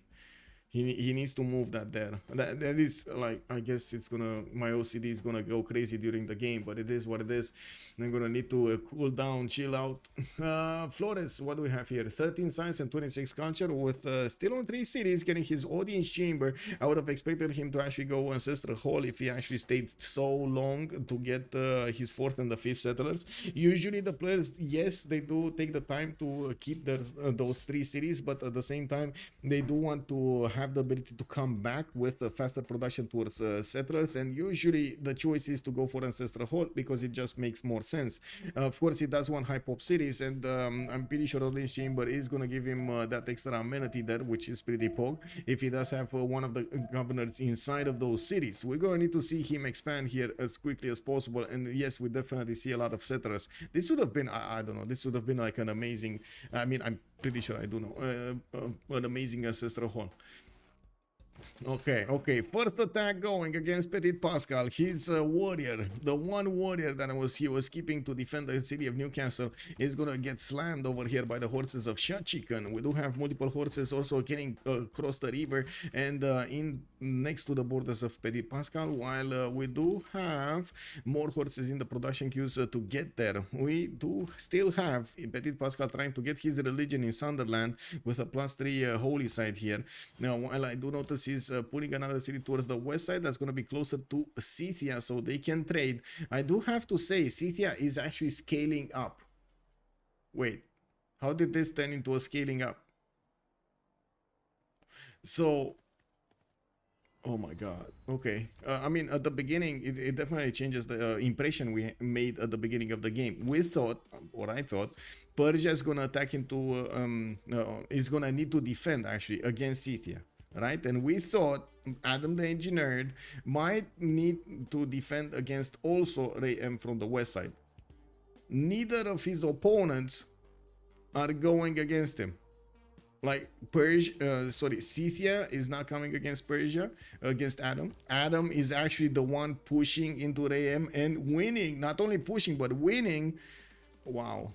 This is quite a change over here in our perspective. We do need to see how quickly these Adam units are going to manage to clear out the Persian horses, and you can see that immediately when they do get out of the borders of the city of Mashhad, which they kind of need to do anyway because, well, yeah, they can't efficiently push into the Persian units or get around them. We do see that Raym is going to lose quite a few of them to Adam just because of their positioning and lack of that general. Okay, got another point back. That's good. Let's see. Let's go Adam. Still pushing Mashhad there. Is it Raym? Let's go Raym also. What's going on? Okay, more of these coming in. Another horse is going to be taken down. Yeah. And another one getting hit over here. You gotta hit this. Like, this is a must. Whenever you're gonna see this much of a difference, like you attack with like so tiny health, you gotta hit it. Look how much damage he actually does against the horse. Just needs to tap it one time. It doesn't get a promotion, right? No, it doesn't get a promotion. Just needs to tap it and take it out. And of course he still has a few immortals over here to get attacks going against the units of Persia or not. We do need to see what is he gonna choose. I think he might actually wait. Does he have enough to take down? Yes, he should have enough to take down this immortal. So this horse moves here. This one moves on the banana tile and shoots the immortal. This one moves forward, shoots the immortal, and then with the third immortal, you actually take out the unit there. This horse doesn't have any more move, so yeah. So he should have enough to take down another immortal and seriously damage another horse, which can turn into 2 horse kills next turn. So 3 units can actually be taken out in the next few seconds here. Okay, Hamatana getting Pingala bonuses. More of these immortals are getting chopped. Horses are moving towards the front line. There is nothing more in the seeming here from Persia. Both Persias are actually getting more units out. Okay, let's see what's going on here. Newcastle upon Tyne is going down, guys. We got 3 units that are attacking that city center. Even if he did have one of those horses inside, it wasn't strong enough to withstand the attacks here. And I gotta say, Mongolia will probably need to sacrifice all of his units against that city center to take it down if he has the opportunity. But no, Ptitpascal gets in the last second the units out, and it looks like Mongolia is gonna be slowed down over here. Not enough units and too far away from his lands to put new units on the front line. He did do a quick attack against Newcastle upon Tyne, had a few I should say casino style choices here to try to get that city, but it looks like Ptitpascal did manage to recover quite quickly. Ptitpascal is also 31 science and 40 culture with a 49 only 49 production. Oh, that's not good. He's actually less production than SahChicken, and he doesn't have the production, I should say, infrastructure for these units. That is not that good. Okay, there we go. So Immortal got taken down by another horse. One horse got, okay, 2 units got taken down. Did he lose any? No. Okay, this horse was here. Okay, yeah, I see how. Oh, he did it a little bit differently actually than I was thinking. He moved the Immortal that was sitting here into the banana and switched it with the horse attack with all 3 of them, and then okay, I see. A little bit differently, but same result. It's fine. Okay, City of Mashhad also did manage to get an Immortal inside. You do see there still is quite a bit of road to get to Persia's main meat cities. While we do have on the southeast also Scythia, trying to see if he can actually do some damage against Persia. My OCD is going crazy, so I'm gonna move away from this. We got some swordsmen coming up from Taruga, new horses, and I do notice in the tech side the Homme Fontaine apprenticeship, while Mongolia is going for his apprenticeship in 5 turns also. Looks like he also needed to retreat from the borders of Newcastle upon Tyne. Right now the horses of Ptitpascal can actually do the counter damage. He needed to invest into a Victor II here promotion, which is going to take away from his other governor titles. It's a bit unfortunate, but it is what it is. Okay, we got 3 horses right now. 4th horse also joining up. It looks like it's going to be harder and harder for Mongolia to punch through. Okay, what's going on here? Looks like they're moving to attack Raym, but there still is an Immortal from there coming out in 2 turns. And oh, General got pushed back in the city of Haimatana. And right now Raym did manage to get quite a victory over here against Persia. Moving back to General will mean no more extra +5, no more extra movement on these units. And Haimatana is going to need to send it back. It will take at least 3 turns to get into the same position he was before. I do see him also getting a wave of builders. I would imagine he's hitting the feudalism timing right about now, and will need to get to his oh, they're actually getting civil service at the same time. His recorded history in 1. Wait, he already has civil service? What? No he doesn't. No, he doesn't. Anyway, this is what it is. 49 production with God of the Sea. Yeah, Adam lost his archer. Which archer? There was an archer here. Oh yeah, there was an archer here on the 1-2. I think this quadrim killed it. Okay, Age of Empire getting a wave of cities out. I do see 1, 2, 3 coming out from his cities, and Mongolia is sending a few horses towards the east side here. Interesting choice to actually go so far away through the lands of England to get somewhere. I would imagine Mongolia might actually want to interact with Raym and maybe get some pillages on his opponent here. Apology with Montezuma. Did manage to get the cities on the coast. Is rolling his commercial hub investments. We do have him trying to get Ifadlan, and of course we do have another project coming up next. And while he did choose to go for city parks as an opening strategy, getting those extra amenity points alongside the culture and the science of those tiles, I do see after he built the hanging gardens, he did have a go at pyramids, while of course he needed to stop to get some more projects and try to be competitive here. We do need to see if he's gonna be successfully taking it away from Brazil.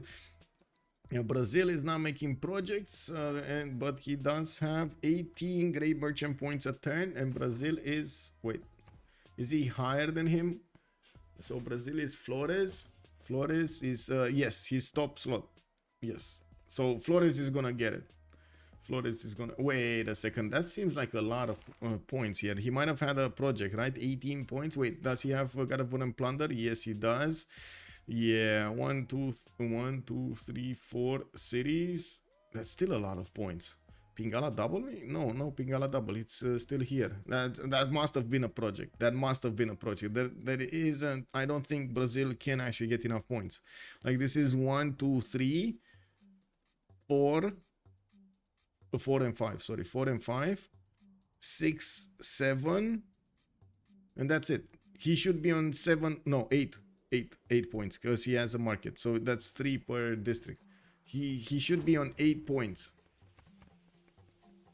Anyway, okay, so I do see some discounts. Campus is coming out internationally in 2 turns, while Lian keeps puddle jumping all over the place. We do need to keep on watching what's going on in Persia's territory, while of course both Persias are fighting against each other here. We do have Raym fending off the attacks of AdamTheEngineerd slowly but surely. We do have some more immortals from both sides joining the fight, while we still don't have a general here from Raym. All of the first generals have been taken out. Okay. MacWeD, hello there, sir, and welcome.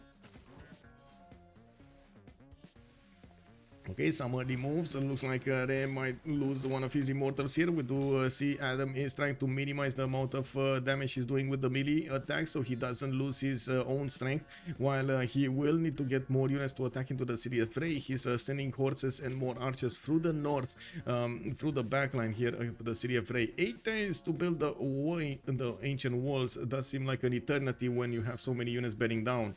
Well, we managed to get the feudalism builders, and that means he's going to get more chops over here in the city of Hamatana. Well, we do have his opponent kind of running out of chops. He chopped most of everything that he could have chopped.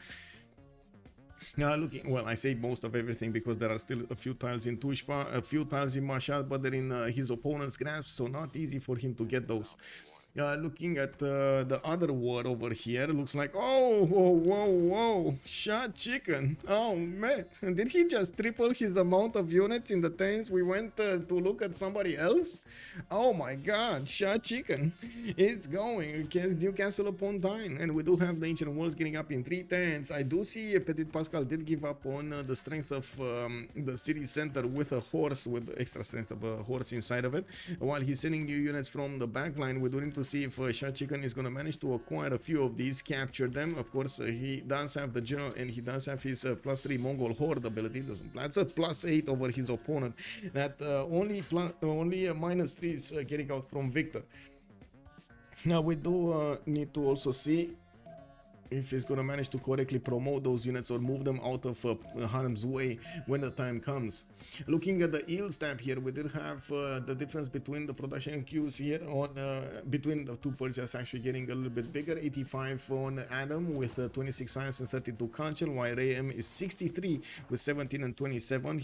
Both of them actually are wait, Adam is getting that with less cities. He's getting that with 4 cities instead of the 5 that Raym has. And I do have to say, Raym's city, Raym's city of Raym might actually be taken out in just 2 turns. Yeah, this city should die actually. So attack, melee attack against that city center with 2 units is going to put it to around 60%, and with another 3 possible attacks next turn, if he does manage to get the first moves, that city should be dead. It's already under siege, so it's not going to heal in between. A Warlord Strong coming up from Mashhad. Unfortunately, Adam could not get the Gavron Plaza placement over here, and I don't think he wants to actually sacrifice units to get it. We do have catapults coming up from Persia, making it much easier to attack into the city of Mashhad, while his immortals are dealing with the opponent's immortals. There still is a line of immortals coming up from his cities here, getting onto the front line. Finally, the general is back on that front line, and we're going to come back to see what's going on to Scythia. Ooh, night attack coming out. Oh my god. And no defense from Passacarde. Is this gonna be a trade? Like, are they gonna trade capitals here? Adam is gonna get the capital of his opponent's Persia, and then Scythia is gonna get his capital. Is this what's gonna happen? Because it looks like it's a train of pain there. Yes, Horses against Genghis. What can go wrong? Well, another 4 horses coming up, and I see one lonely swordsman as well. This guy probably feels out of place alongside all of these horses. He's holding his sword, and everybody moves much faster than he does. Okay, that had a promotion, but it didn't, so it is what it is. Did we get another religion here? No, but we still have the holy site, and it looks like we're starting to roll the turns until we're actually gonna get to see. Ooh, oh.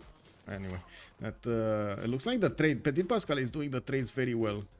It's trading 1 unit for 1 unit. Actually, 2 units for 1 unit, because Mongolia couldn't get a second one taken down. Okay, what's the other Persia doing? Ray has been taken. Yeah, there we go. Ray has been taken. That sounds yeah. That sounds bad for his opponent. That's one less city that Raym can actually benefit from, and that's a city center, well, that costs him quite a bit of science and culture, down to 14 and 23, while of course he needs to get all of these units outside of his territory here. We do have also Mongolia starting to move from the west. England might actually push into him. Wait, is he? Yeah, England might. Oh my god, wait, is this red coat? Guys, this is red coat territory. So if Adam doesn't finish the job, the redcoats certainly will finish the job. There's no way to defend the redcoats when you don't really have the science for it. Does Vicky know the sea is connected? Yes. This one? Yes. Or wait, are you talking about this one? Vicky, no. Wait, whoa. Yes, they do know. They do know. He actually sent a galley very far to the southeast. But he doesn't know about this. He doesn't know how this looks. He doesn't know he's in a... He's probably gonna figure it out when he's gonna see a galley from the other England, but right now he doesn't know. Okay, quite a few more horses from SahChicken. He's keeping as much as possible Ptitpascal from getting the gold points for his teammates, allowing them, not allowing them to actually get those upgrades. I do have to say that DShark economy does look good right now. We do have Mongolia sending quite a few more units to the east, including a general. So that means he's gonna slow down his attack, not replace these units that are attacking against England, and they're gonna switch targets towards Raym to try to finish the job. If of course there's gonna be a secondary army, even if it is a one choke point that they need to go through for Raym to actually defend, it might actually break his back here. And we do have to see also Adam, yeah, correctly promoting his units. Oh my god, this damage, man, this damage from the immortals is so big. It's immortals versus immortals, but it's 54 immortals against 50 immortals. Military alliance now activated from both sides, so that slows it down a little bit. It's 54 against 48, for example. What's the second wave of units? Because there are quite a few more units here from the other Persia. He just keeps them in the city of Hamatana. Oh, he improved the mine instead of getting the chops. I see what it is. And a Perideza. Wait, is this a 2-3-3-2 Perideza? That's amazing. Anyway, we do have him getting crossbows now. Those are going to be quite strong to push into his opponent. And he still does not pay any attention to the east. This is where he might actually... how to say, this is where he might actually fall, because Pasakar, they just doesn't have the defense where it needs to be. And yes, I know it is kind of counterintuitive to say that the best defense is on these how to say, marsh tiles, because you do get the penalty from bad terrain. But at the same time, again, like I said, it's more about how strong, how many hits you can actually do against a single unit, and how many units can actually hit you. Unless he's gonna have overwhelming damage, if you can withstand 2 attacks at least from your opponent, or ideally you need to withstand 3 attacks from your opponent, and that's not gonna be easy to push at all. Yeah, so we will see a naval war, maybe. McAllen also, good evening, sir. During this wartime, Vicky and Brazil are simming. Yeah, I mean, to be honest, it doesn't really seem that shining, as in exploding. We do have a Ptitpascal that keeps on getting points, but he's starting to run out of units. He did manage to get the walls in Newcastle upon Tyne, of course, just in time for the stirrups to get in. Home Fontaine is 2 turns away from stirrups on his side, and on the other side, we do have Genghis Khan 9 turns away from stirrups. So it's going to be quite a bit of time for him to get there. Now we do also see Mongolia did get at least 1 horse into the cities in the south, while Ptitpascal could actually chop one of his spearmen. He's probably wanting to get pikemen over here as quickly as possible, with the damage, enough damage to withstand Mongolia's horse attack. We're going to need to see if the K-Shakes coming are gonna help him or not. Okay. Let's see era score. We got 7 more turns. It looks like Home Fontaine is going to get his golden. Ptitpascal still dark, needs 12 points. Raym is on 11 points remaining. Or wait, no.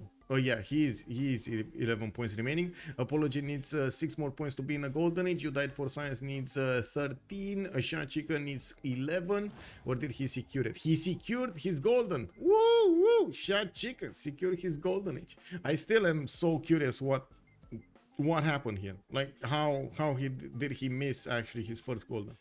AdamTheEngineerd 51 points, secured his golden age, and Flores did secure his golden age also on Brazil. Actually, Flores right now with 2, 4, 6, 7 cities is getting quite big, and starting to get those feudalism builders working. He's starting to get 27 science with 61, and quite a few of these theater squares with his replacement entertainment complexes have been put down. That's a lot of culture that he's getting out of his cities. He's gonna need to get the science also, and we're going to see how he's gonna balance that out. This here still gives me the heebie-jeebies. Yeah, it is what it is. It is what it is. What do you think, guys? What do you think? Is he gonna fall to Scythia? Is Home Fontaine gonna get the gold from his teammates, gonna get that mercenary plugged in and attack with massive night attack over here against Persia, against Adam? Because it looks like Persia slowed down significantly his attack against Raym. By the looks of it, Raym also will have quite a bit more time to defend the city of Mashhad. Next turn, the walls are going down. 1 more hit from this catapult, and the walls are going to be nullified. We do have another catapult there with no bonus from a general though. And by the looks of it, the fights are ongoing for the city of Raym. We do need to see when this city is going to be flipped here.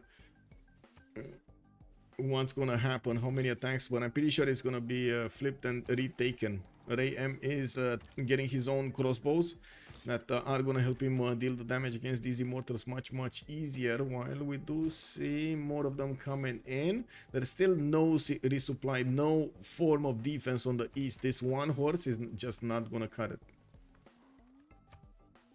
Oh well.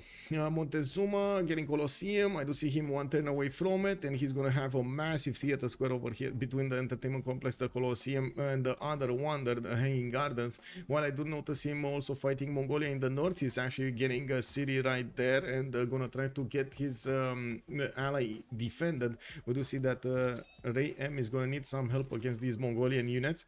We do have industrial zones coming up from Texcoco. This is, where is this industrial zone, and why is it here? Okay, a +2 industrial zone. Okay. Interesting that he chose to put the commercial here instead on the river. Oh well, it is what it is. I was expecting an aqueduct here, to be honest.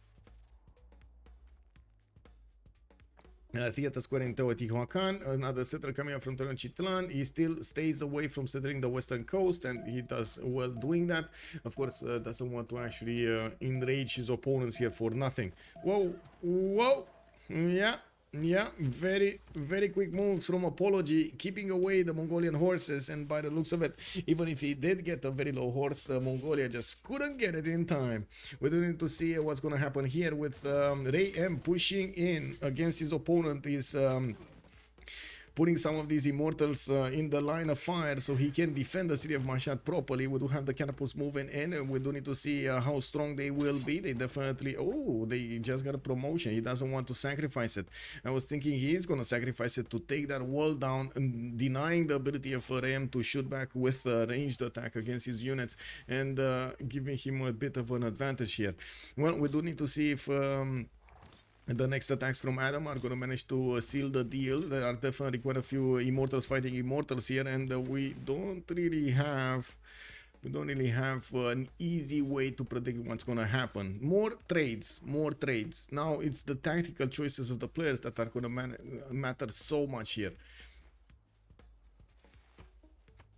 Okay, looking at the era score, Apology very close to getting golden age. Raym is still 10 points out. Ptitpascal did manage to secure it. No, it's 11. He's 11 points out. Homme Fontaine did get 55 out of 57. That means 2 points away, and he's getting all of these heavy chariots to get upgraded into knights as quickly as possible. Has 3 of them with a general, with El Cid. This will give points to his units, so that's an extra plus 10 that he has over his opponent when these units are going to be damaged.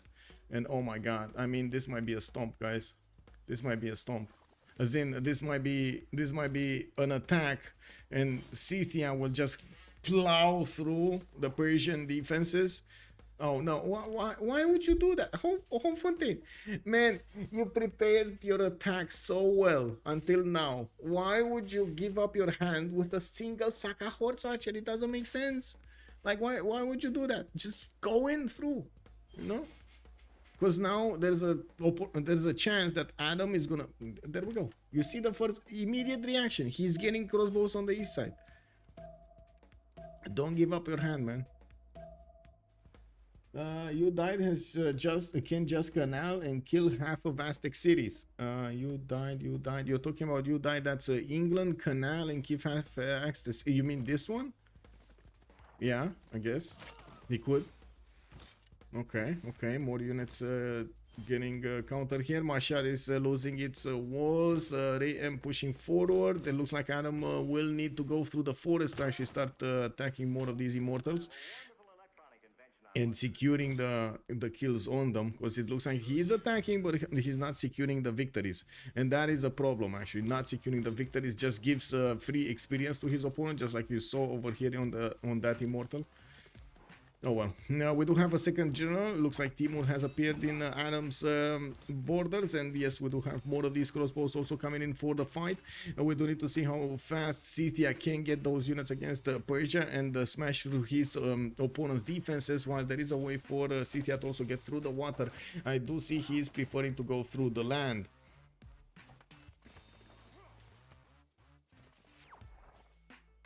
Okay. Looks like attack from Mongolia did not manage to go through against Newcastle upon Tyne. We still have England over here defending himself. Mercenaries in 2 turns, and I'm pretty sure he shouldn't be far away from getting his pikemen. We will see all of these spearmen getting their upgrades, and that will help him do the damage or withstand the damage from the horses. While Mongolia, I do notice, is trying to get a few new pillages, is also getting the vision over what Ptitpascal is doing here. We gotta pause. Emergency. Woo. Yeah. Emergency.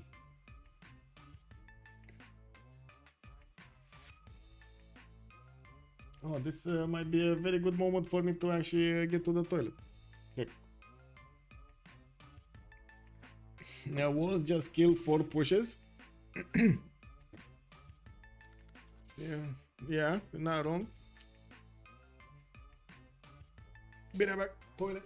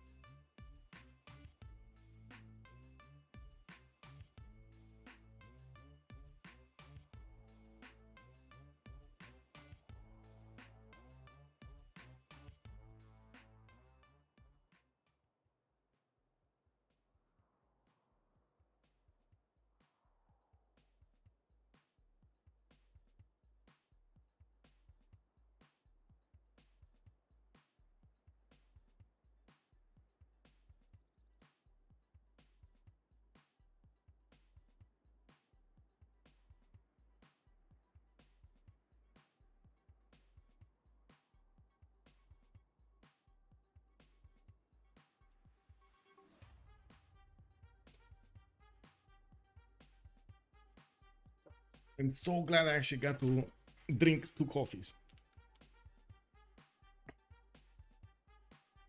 Hello there, Fajnia. Did I say that? Good evening, sir. Good day, sir. Okay, we're coming back. We're coming back. Oh my god, that was just on point. On time. Perfect. Okay, so what do we have here? How many turns? 4 more turns until this classical era is gonna finish. I do see Temple of Artemis did get built by You Died for Science, and he is receiving quite a few amenities from that, not to mention the food and the housing in the city of Leeds.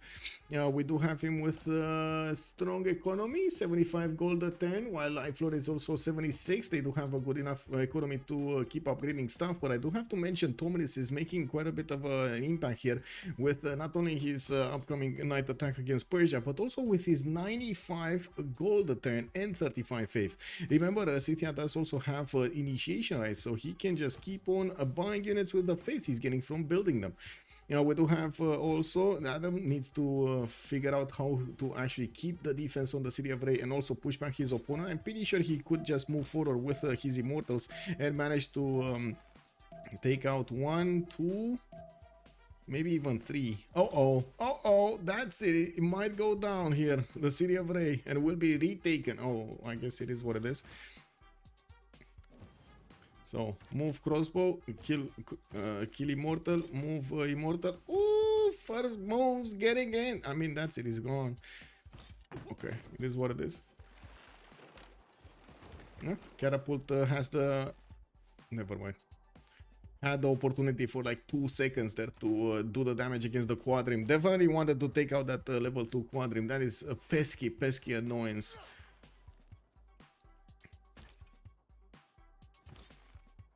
Okay, did he lose the movement? Oh, he moved the immortal without the general. That's I mean, this is not the correct general anyway. His general for immortals is actually here towards the west.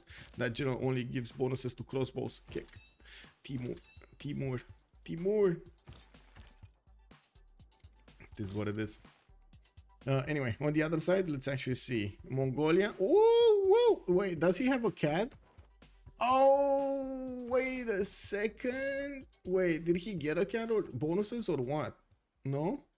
Oh, he has a trebuchet. Never mind. He got the. Okay, I see how he actually got that city. So this city looks like it's gonna be dead.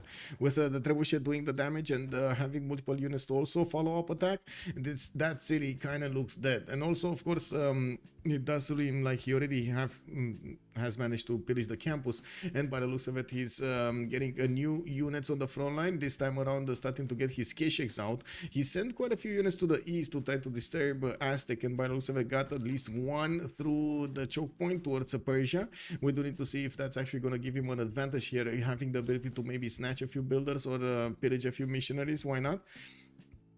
It looks like also the attack on Mashhad has been slowed down to a crawl, while we do have the attack on Scythia actually getting through. This is a big problem for Adam. These knights are not only one tech higher than his horses or immortals. They now do have a general, they do have extra bonuses from Scythia, and they have the numbers advantage. I do also like how Fontaine is going to try to sneak in some horses on the shores over here to try to get them to pillage some of the tiles of the main cities, like behind the front line of Passagarde.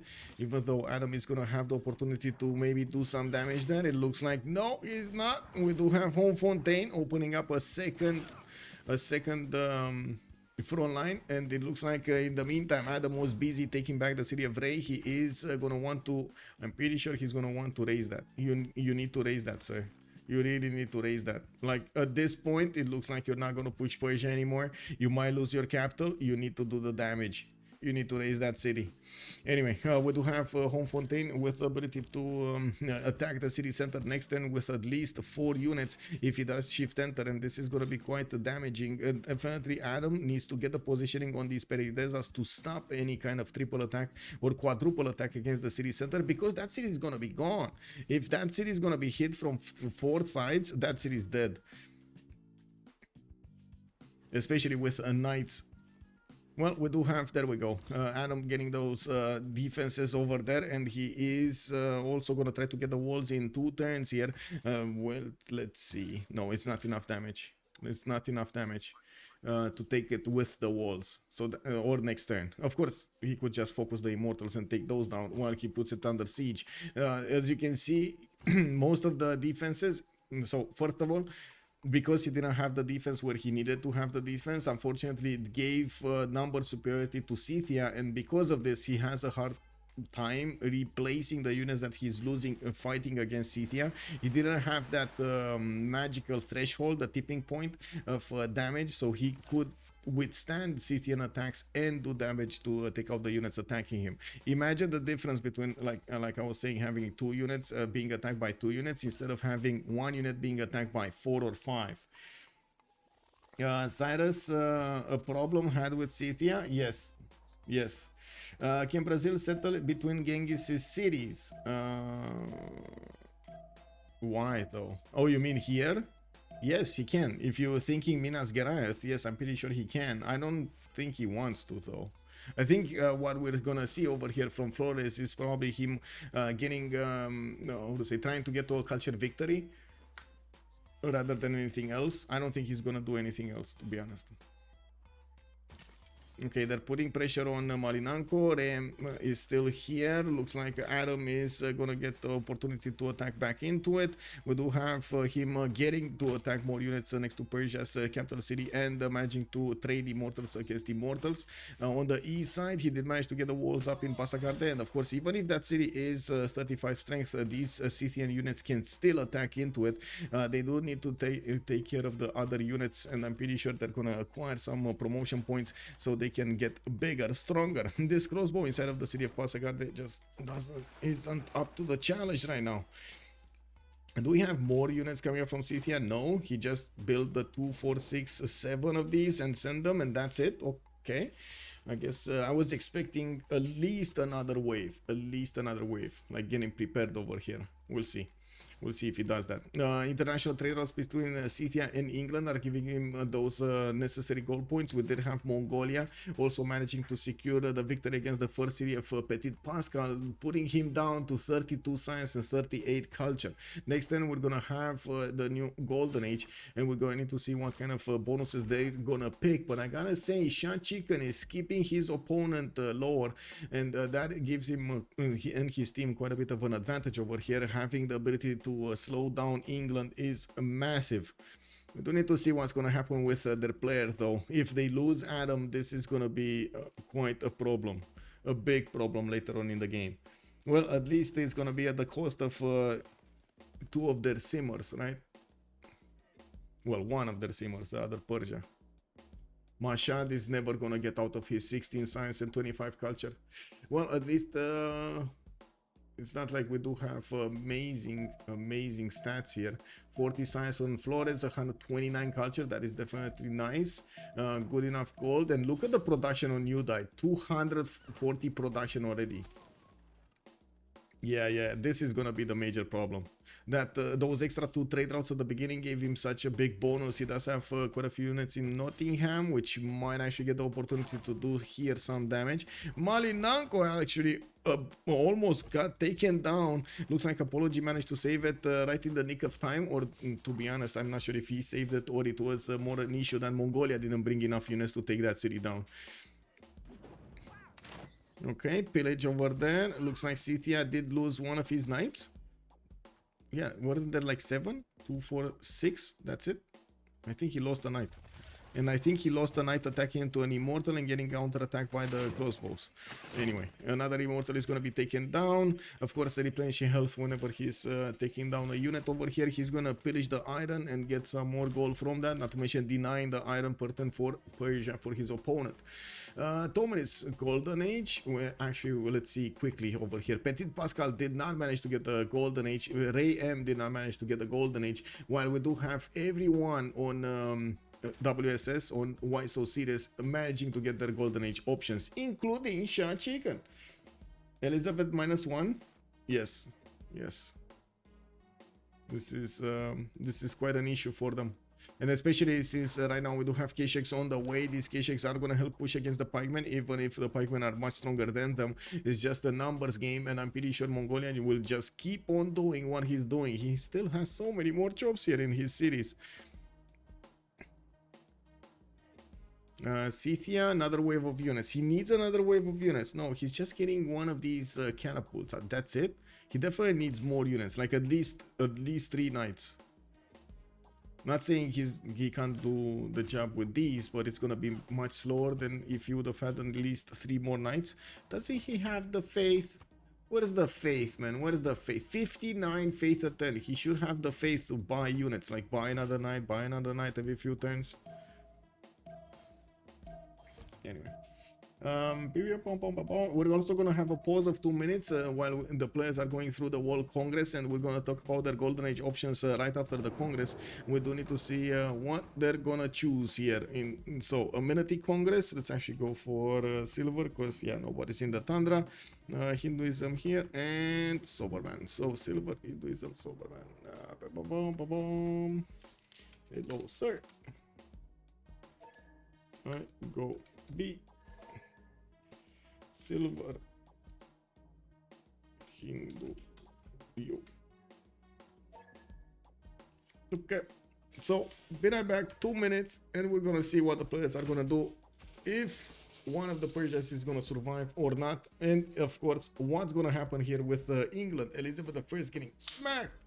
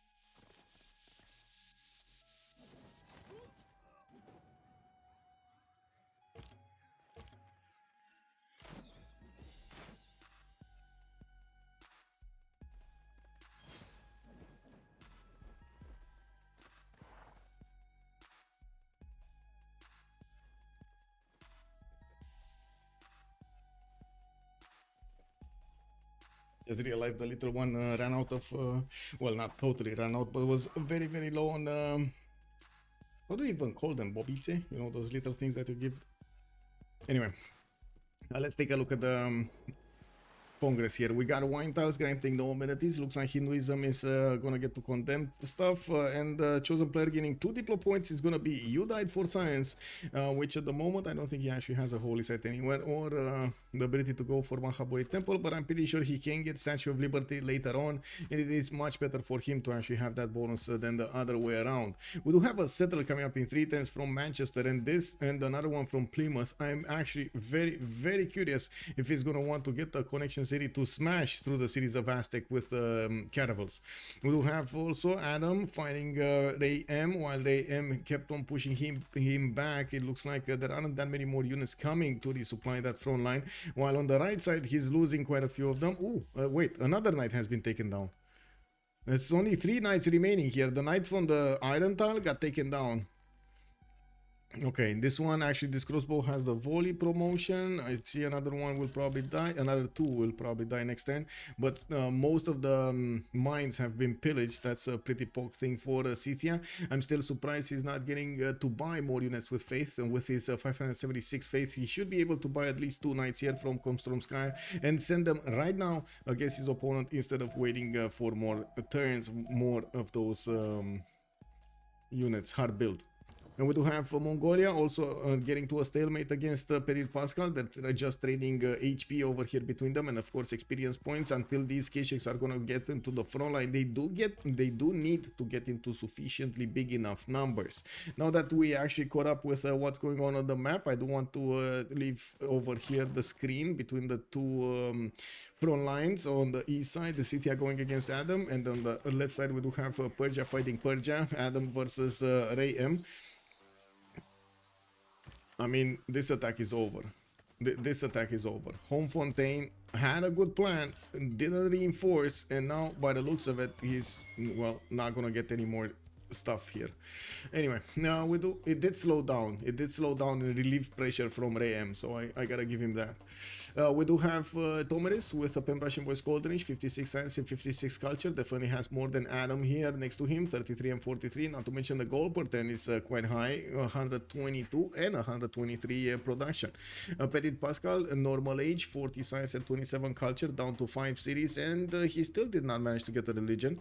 We do have him getting pushed by SahChicken from the northeast, and he's trying to get that intelligence agency up as quickly as possible to get the spy and set it in his opponent's city. Mongolia is well known for his double damage against civilizations that he has, or not double damage, sorry, double diplomatic damage from the visibility point that he has normally over an opponent.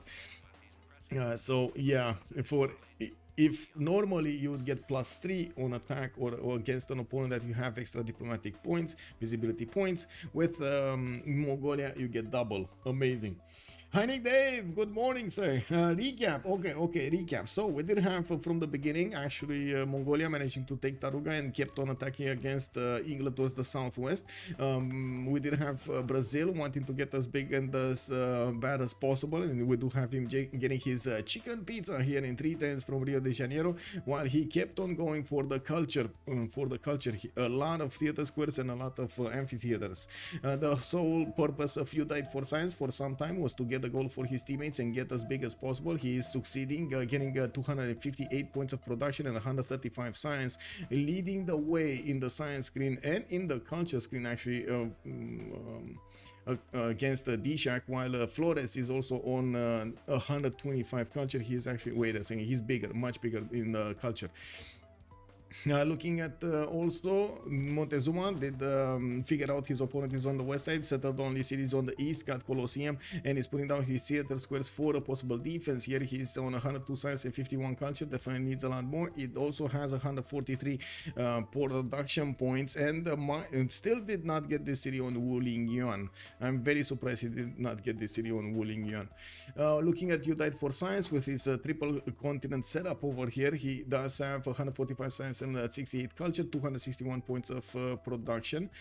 SahChicken, 33 science and 26 culture. He missed his first golden age. Now he's in a drums of war golden age with only 4 cities, finally getting his intelligence center in 3 turns or even faster, and once Victor in there, that's probably going to be a Victor 3rd investment, so he gets the extra how to say, the extra free promotion on his spy when it's popping out from intelligence agency. Looking at also Adam, 35 science and 44 culture, we do have him managing to get a city from his next door neighbor Persia. Both Persians have been fighting from the beginning of the game, while recently has been attacked by Scythia. Looks like he's managing to overcome this problem and managing to push back his opponent here. Did he just buy a builder in that city center to help him? Yeah, he probably bought a builder there. I just saw him pop up.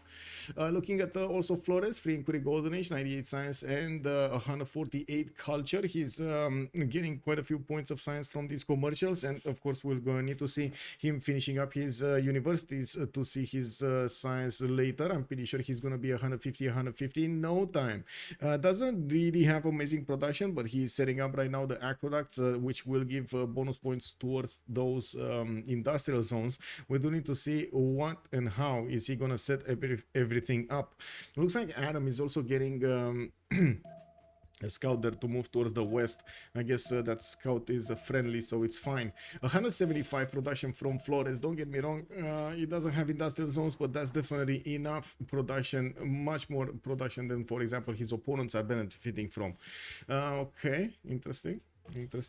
2, 4, 6, 8 cities on Aztec, while we do have 2, 4, 6, 7 cities on Brazil, 2, 4, 6, 8, 9 on England, 2, 4, 6, 8 on Scythia. Does look like England is ahead when it comes to not only his stats but also city count and production. Pretty pog. Oh, whoa. Oh my. You know what he's gonna do, right? He's gonna expand here with multiple settlers, get the free warrior, and look at him go towards military science. Machinery coming up on the bottom tree. He has 1, 2, 3 settlers moving on another continent. His capital is Plymouth. So green continent is another continent, a red continent is another continent. Very nice from you, Died for Science. He could also do a massive amount of damage with the Sea Dog against these horses. Just the horses. Apology is gonna get his stirrups, but by the looks of it, he doesn't have heavy chariots. He's gonna need to hard build at least one knight over there to get it towards the northwest, or give away his iron to get a heavy chariot. I do notice Persia ran out of steam. Adam the Engineer doesn't have that many more units to do the damage against Raym, and yes, he still has a general here deployed in the middle of in the thick of that forest, and I'm pretty sure Raym is realizing his opponent ran out of units. Because Adam needed to keep reinforcing the east to push back Scythia, the front line on the west side suffered a lot, and that gave enough time to Raym to come back into this. Now, I do notice Raym is not far away from getting his own stirrups, and we do need to see if he's actually going to get a few pre-builds here, 4 knights to push his opponent. What I don't really like is the desynchronization of their pushes against each other. I would have hoped they're actually going to push against their opponent at the same time, managing to give themselves more chances of success than actually not pushing at the same time. Anyway, Scythia over here did not follow up the attack against Ptitpascal. He is free to sim some more. 78 science with 65 culture, while he's getting a few new builders. Even if he did not secure the victory over Persia right now, there is still time in the game for him to do so, and we're going to need to see him benefit a lot more from his stronger units. Well, then Adam is going to get stronger units, mostly because of the extra science that Scythia is making and discovering right now. With 3 campuses coming out in the next 3 turns, I'm pretty sure the science is going to go much faster higher than Cyrus is benefiting. Multiple trade routes also. I'm pretty sure we might actually see research alliance between him and England. England definitely needs every little bit of science that he can get his hands on, and with 49 science and 28 culture, he might get to piking shots actually in a good enough time. That's his only defense, right? Piking shots. If he gets to piking shots, construction in 1, medieval fairs in 1, gonna need that printing.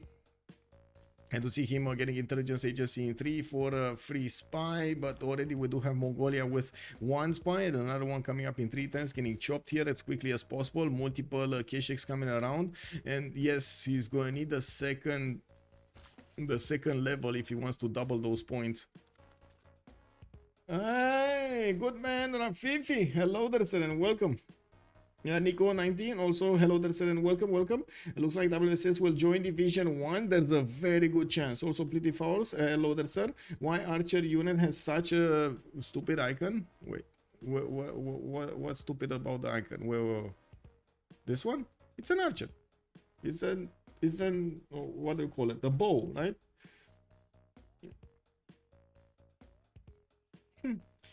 Cool Whip also, they will be a strong team.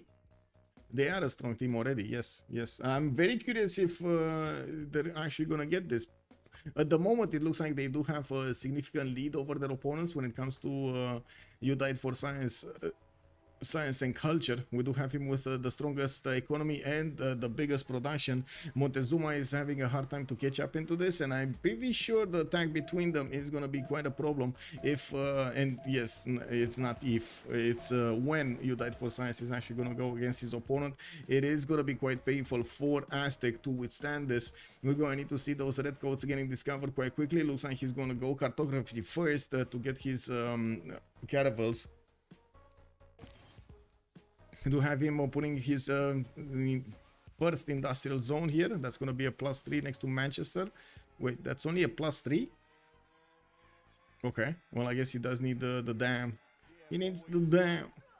The dam. Okay, here, what's going on?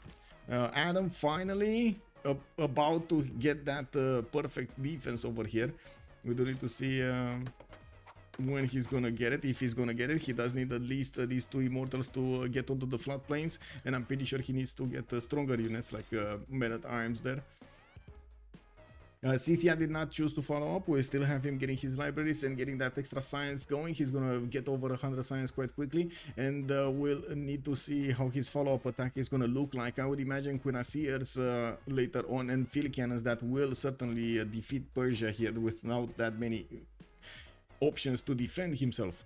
Foreign Ministry also getting ready in Brazil cities. He did manage to finish the chicken itza, getting an extra point of production and culture on each of these rainforest tiles. You can see how strong they are right now, but he definitely needs to get to that ability to get how to say, the sawmills inside there. Now, Forbidden City also getting built in Curitiba in 10 turns. That's actually quite slow. He does have 125 science and 159 culture, so not that far away from the 150 we were talking about earlier. 212 points of production here, and definitely higher than his opponents. We do have some carnivals also started up as special projects, and we do need to follow up what's going on in English territory. You died for science. He's sending his warriors in the water, and I'm pretty sure he's going to need to hard build a few of them. Usually you do want to get at least 7 to 10 units if you want to do an attack. That's usually the magical numbers that does allow you to trade units and keep on punching through until you hit the city, your opponent's city. Was this gonna be a massive? Oh my god, wait, Aztec lost a unit? Aztec lost a unit to a Sea Dog? Oh, he did, he did. And I guess you died for science. He's gonna get this one or this one. Is he gonna go deer? I guess he's gonna go deer, right? Oh well, I'm actually quite curious if he's gonna go this or this. Okay, next turn. Let's see. Yeah, nothing really moving. Raym slowed down quite a bit. East side, Scythia got pushed back. It's fine. This is the surprise we're waiting, and of course we do have Intelligence Agency finishing up next time from Plymouth. He's finishing up the dam in Manchester, getting another city on the east, another warrior popping out there. Very nice, another melee unit. While yes, he's gonna get his shipyards built. That also means he's gonna increase his production significantly in all of these cities. K-Shakes are starting to get onto the front line, and Mongolia is slowly going to get to chew through the pikeman defense. It's going to require a lot of attacks against a single pikeman to actually secure the kill. While I don't really see Brazil joining the fight here, he is starting to get a few new settlers out and definitely wants to get more of that tourism going for him, not to mention the culture. He is right now on only 37 tourism, at 64. It doesn't really sound that big. Well, we do have a few heavy chariots coming up from Sao Paulo, and I'm actually quite curious what is he gonna do with them. Is this gonna be the attack that's gonna break Ptitpascal? Is he gonna try to pull off a cuirassier attack against England? That's probably the only way, right? Stirrups coming up next turn, alignment in 1 turn. I don't think he's gonna wait until he's gonna get tanks, if that's what you're thinking. What happens with deer when you settles the city on them? Nothing, actually, nothing. Just the production underneath the city, like the forest and the rainforest, is going to be taken out when you settle. So in the case of a forest, it's going to delete 1 production point. You're going to lose 1 production point, and in the case of a rainforest, you lose 1 food point. Deer is yeah, the deer is resource. It just stays. It doesn't do anything, and because you can't improve it, you don't get the gold, and because it doesn't have any extra yields, you don't actually see it. Yeah, they live in the city. They just you live with them. It's like horses, you know. It's like the horses. You live with the horses. Yeah. Urban pony and urban deer, exactly like Linda is saying. Yes, that makes total sense. I mean, don't you have horses just running around the streets? Wow, I can't believe it, man. I mean, I don't know. We got horses, we got chickens, we got dogs. I mean, yeah, it's jungle out there. Linda, good day, ma'am. How are you doing? Japan has a city with a deer just wandering around. Yes. And it looks like Mongolia is going to use his swordsman. Of course, melee units do full damage against these pikemen. They don't suffer the -10 or I guess the +10 on the pikemen against them. We do have also Imhotep getting ready in Kurideva to help out the Forbidden City getting finished faster, and multiple Keshiks coming around. The first spy has been sent somewhere. We don't know yet where, but I'm pretty sure it's in English territory. Looking at this, okay, stalemate, nothing's happening. West side, we do have crossbows coming around, multiple heavy chariots from Raym, and that will mean a follow-up attack with knights. We do have also Victoria discovering industrialization next turn, and he will get that extra boost of production. He's already on 337 production. Man, if he gets more, he's actually gonna get more than his opponents combined. Again, one turning a campus from the city of Plymouth, that is a 60 production point city per turn. Leicester is gonna be a 44. We got Manchester also on a 44, and of course he still needs to build up all of his industrial zones, giving bonuses, something, not to mention his shipyards. He didn't get a shipyard in Plymouth. That's a city without a shipyard, neither in Manchester.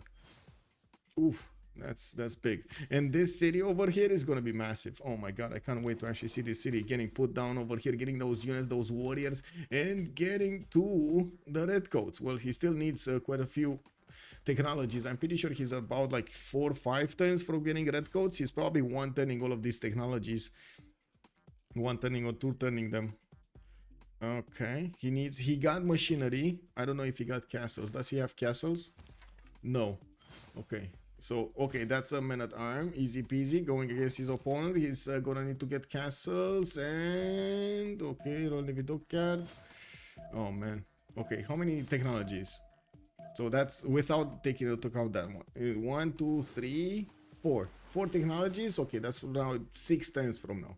6 turns from now, 6, 7 turns from now, Udite for Science is going to have the red coat technology going against Apology. Siege tactics coming up in 1 turn. It looks like Apology will need to get a few pre-builds if he wants to defend himself. He's getting men-at-arms in the south. He was preparing to go against Kumasi and try to hit Flores from the east. That would definitely be a strong opportunity for him to go against his opponent, while Flores, by the looks of it, is unaware of this, or at least not putting that much faith into that attack. Okay, nothing's happening here. We do have Mongolia still getting his units towards the southwest, and now he started chewing really good against these pikemen, with Mongolia's Keshiks doing significant damage. The swordsman follow-up attack does finish the job, and we do need to see when these, oh my god, the Keshiks just take out these crossbows like they're nothing. Nothing muffin. +6 intel on opponent's movements. He did activate his level 1 spy in Sunderland, and since he did manage to get another one, he's gonna send it to one of these cities, make a mission and get a double, get the level 2 in there. Looks like some horses in the south did manage to get behind enemy lines here in the city of Hull, able to take down one of the crossbows of England and pillage a mine. Unfortunately, it's gonna be hard to actually get past that city of Hull, and it's not like he has enough strength with the horse to attack into the city center and secure a victory. Red coats, woo! Yeah. I hope they have a preserve for them or safe passage over the roads. I hope they won't get hit by yeah. I hope so too. Well, we got more of these great writers coming out for Brazil, and yes, I do see he's starting to get great artists as well. He's finishing up a canal in the city of Brasilia, which will give him the opportunity to get his Minas Gerais on the east side, at least a few of them, to try to help defend against Aztec, for example. In the south, it's going to matter quite a bit. Not to mention even push against Malinanco, but to be honest, I think England is going to do a good job here anyway. Well, he is getting a massive amount of meta times here, and we're going to see if Apology is going to manage to get a strong enough unit to defend himself. He did manage to get a decent amount of science with 145, but now the question is, will he hit the technologies he needs to defend against an opponent? You do need kind of like your own line infantries to defend against the redcoats. Or even, wait, is line infantry even on a hold? Rupperfed, yes, but it's a grim future here. It's a grim, how to call it, scenario. Look at you died for science, man. Rupperfed, good day, sir. McAllen already calling out where CC. I mean, we don't know when CC. I'm pretty sure it's gonna be next era or something next to the Congress. So they want to exhaust all of the opportunities they have to go against their opponents and try to get a victory. They don't know when their opponents are gonna flinch, when their opponents are gonna make a mistake. So you do need to do your best and see what happens.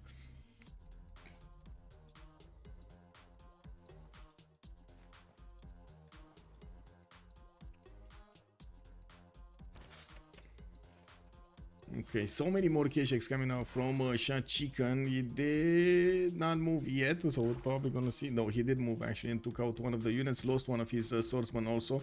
I guess that was a sacrifice. It is what it is. We do need to see also in the north if he's gonna manage to punch through. These pikemen did get the +5 promotion, unfortunately, against probably melee units. Yeah, +10 actually. Thrust, the +10 combat against the melee units. That's gonna nullify the swordsman advantage against them, but will allow the Keshek to keep on doing damage.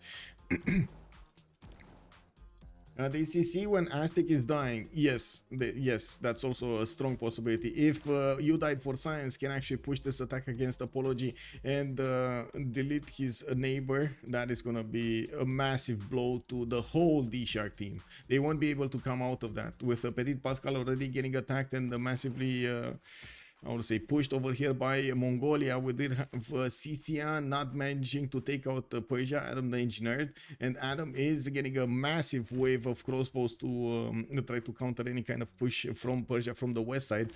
Abu is also deployed here. He did manage to recruit it. That's pretty pog. And I do notice Isaac Newton is the next one of these scientists. Okay, campus research projects coming in. Yeah, definitely they want Newton. Scythia wants Newton. Is England gonna get it though? Oh, campus research project coming up next turn. Shipyards, multiple shipyards coming out. Also, two of these libraries for more points. He still needs to one turn these, get as many of these units out as possible in a good enough time in Portsmouth. Spy Malinanco, he just noticed his opponent doesn't have a defense there. That city just got left open. Raym, wait, is Raym gonna settle a possible connection city? No. He gonna settle the rice style. Well, if Malinanco goes down, wait, what kind of admirals does England have? And what are his admirals? This is one admiral, this is Cimerius. Does he have the opportunity to get like ironclad, privateer? Okay, privateer, another privateer. Okay, very nice. That's 2 sea dogs for England. That's gonna help him keep on doing the damage against his opponent. If he does manage to get Malinanco, he could just teleport that. Wait, when you activate this one, does it put it in your capital or is it with the unit? Because there's that one with the melee that actually gets put into the capital is very annoying. You need to plug all of the capital tiles, like the capital tile and the harbor tile, to have it pop where you want it. Does anybody know? Hello, chat? I am begging for your wisdom, chat. Tell me. Oh, man. Anyway, let's see. Diplo quarter here. We got universities from Scythia, definitely needs more science, only on 130. Iflores is 200 and 213, while you died for science. Oh my god, he actually got 200 and 200. Yeah, that is a big issue here for Aztec, very big issue. The majority of his units are going towards Kumasi, where there is Brazilian money being put in there. We do have Flores with 261 production versus Apologies 185. I do have to point out, you gotta take into account also the production boost that Aztec does have towards melee units, and that is why he's actually getting these meta times a little bit slower than their counterparts, the coursers, but still quite good. What was the question, Haley? Hello there, sir. It makes the unit in the highest pop city, not necessarily the capital. Okay, the highest pop city. So if you pop specifically, I'm talking specifically about Himerios, right? When you pop Himerios and you get that privateer, where does it pop? Is it instantly changing the Great Admiral into a privateer, or like the melee one, it goes into the cities, the highest pop cities, as Linda is saying? Well, the highest pop city, as Linda is saying.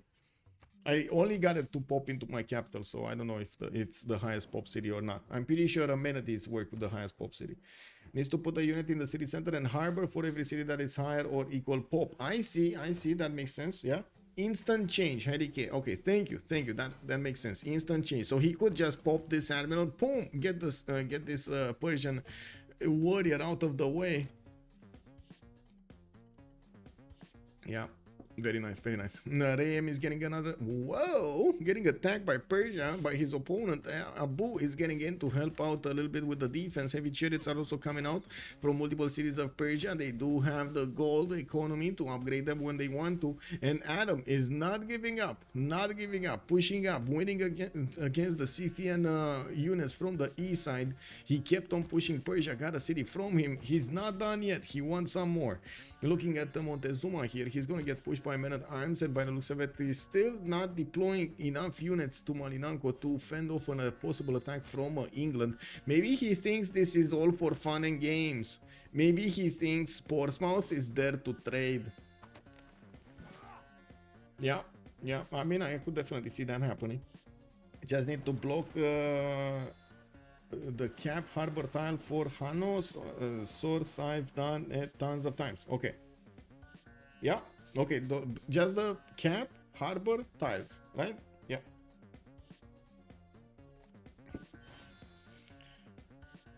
Oh, sorry, that was my bad here. I was referring to Francis Drake. My bad. I was taking a look at his bonuses here, and then just for the sake of speed, I actually clicked on Himerius. You're right, Mamalito, you're right. We were talking about Francis Drake. I should have actually asked about the Francis Drake. Yeah.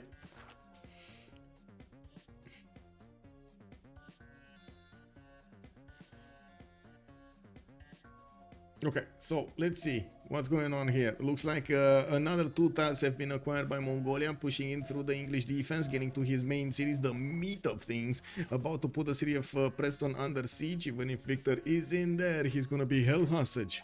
We do have SahChicken getting those Kesheks to start running around all over the place and doing the damage against his opponents. And now that knights came out from England, I mean, don't mind if I do. Maybe these Kesheks are actually gonna get some free units here. Why not? Well, definitely the Kesheks do the damage against these knights. No question about it.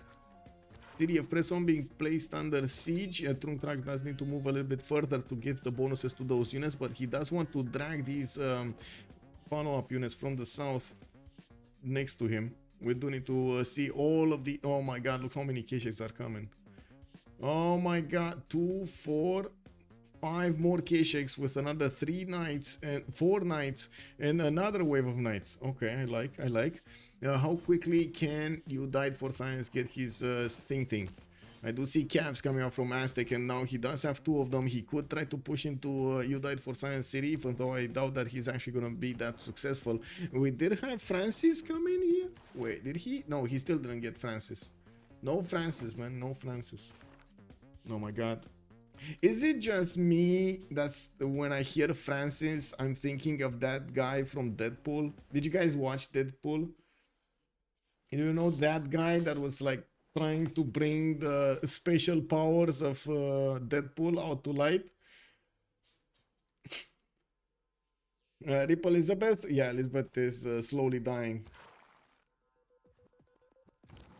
With the trebuchet doing the damage against Preston, the lack of ability of the city to get under siege, it looks like it should die in the next few turns here. The ancient walls are getting built in 4. That should not be enough time.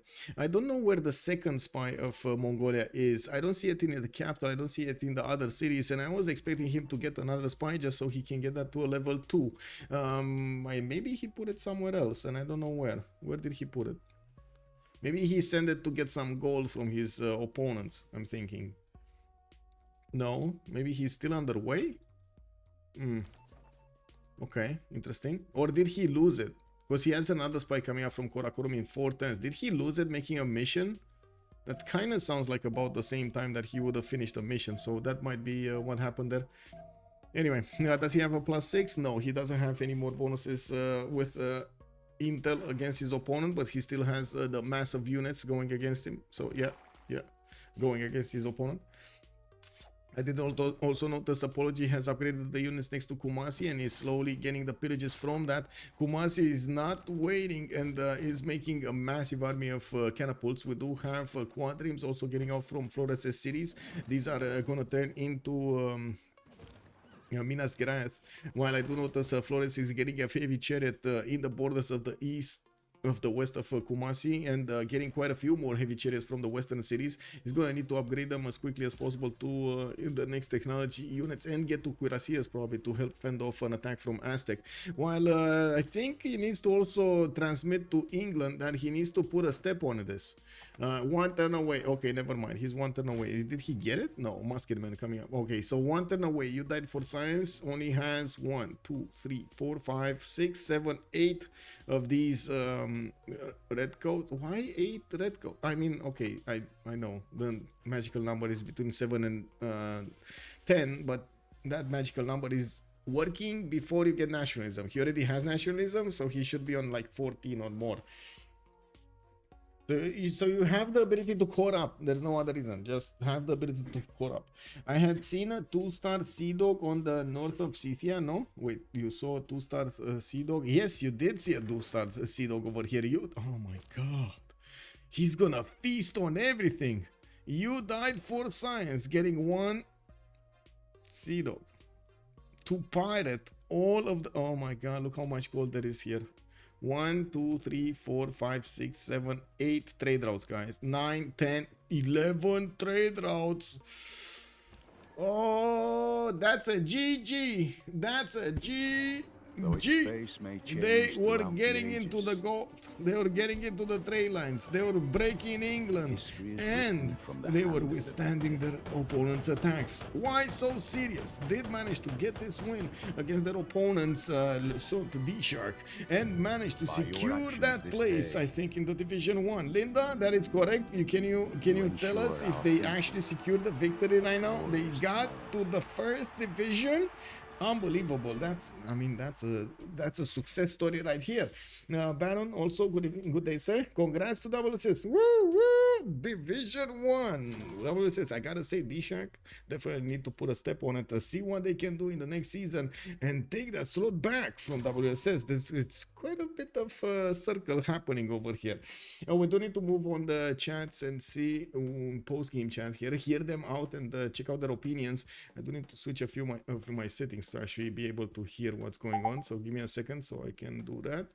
I think so, and I'm just gonna wait over here in the post-game one to see when they are gonna join us to give us the read on things. Yeah, a great season from DSharks as well. Yeah, big congratulations. Thank you. Man, getting big over there with Brazil. Big Civ. Big Civ, yeah.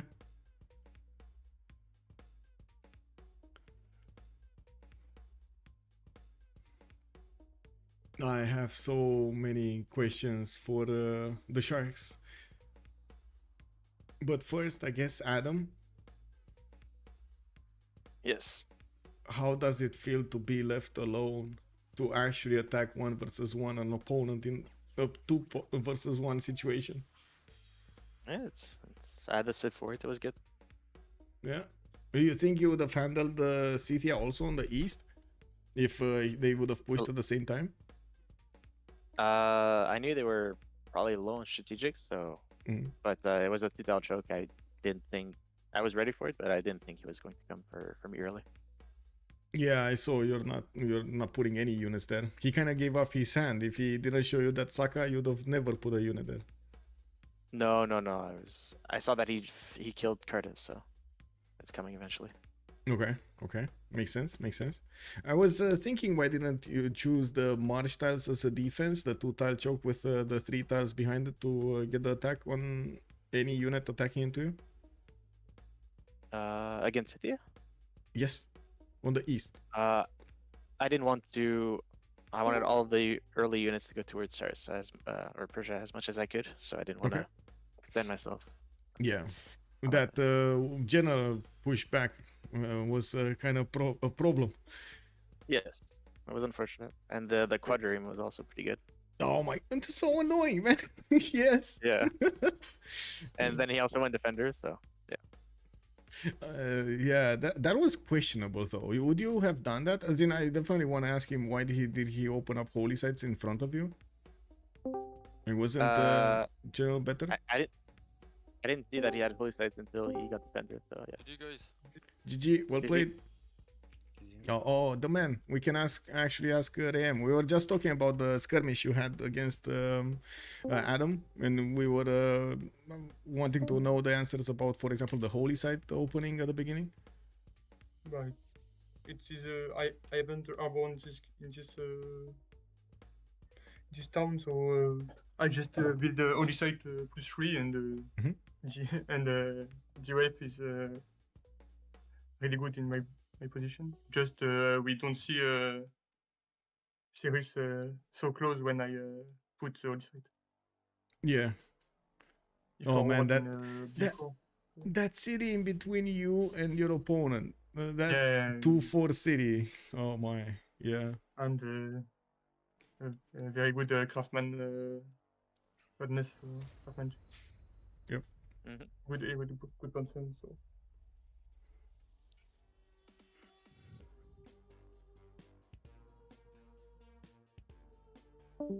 What was the plan over here to try to come back into the game from you Sharks? Because on the other side, we kind of know what they were trying to do, that red coat push and culture on Brazil.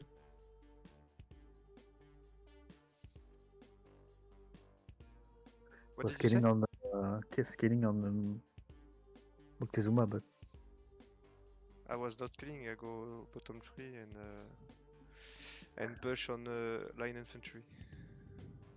I see. That's why you are getting all of the pre-builds in the south. I see. Yes. Yeah, but then England was came. To kill Kumazi and go on Brazil, but game was pretty tough at this point. Yeah. Do you think you could have approached it differently to get a victory?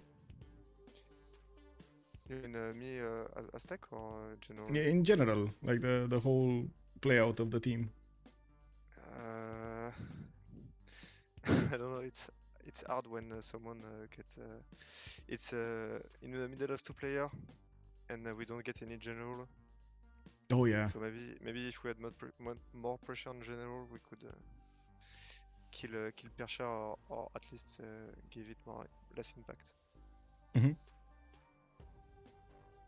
Yeah, what was makes sense. Remap decision? We had two coastal trades on Aztec and we Persia. don't see Mongolia at this point.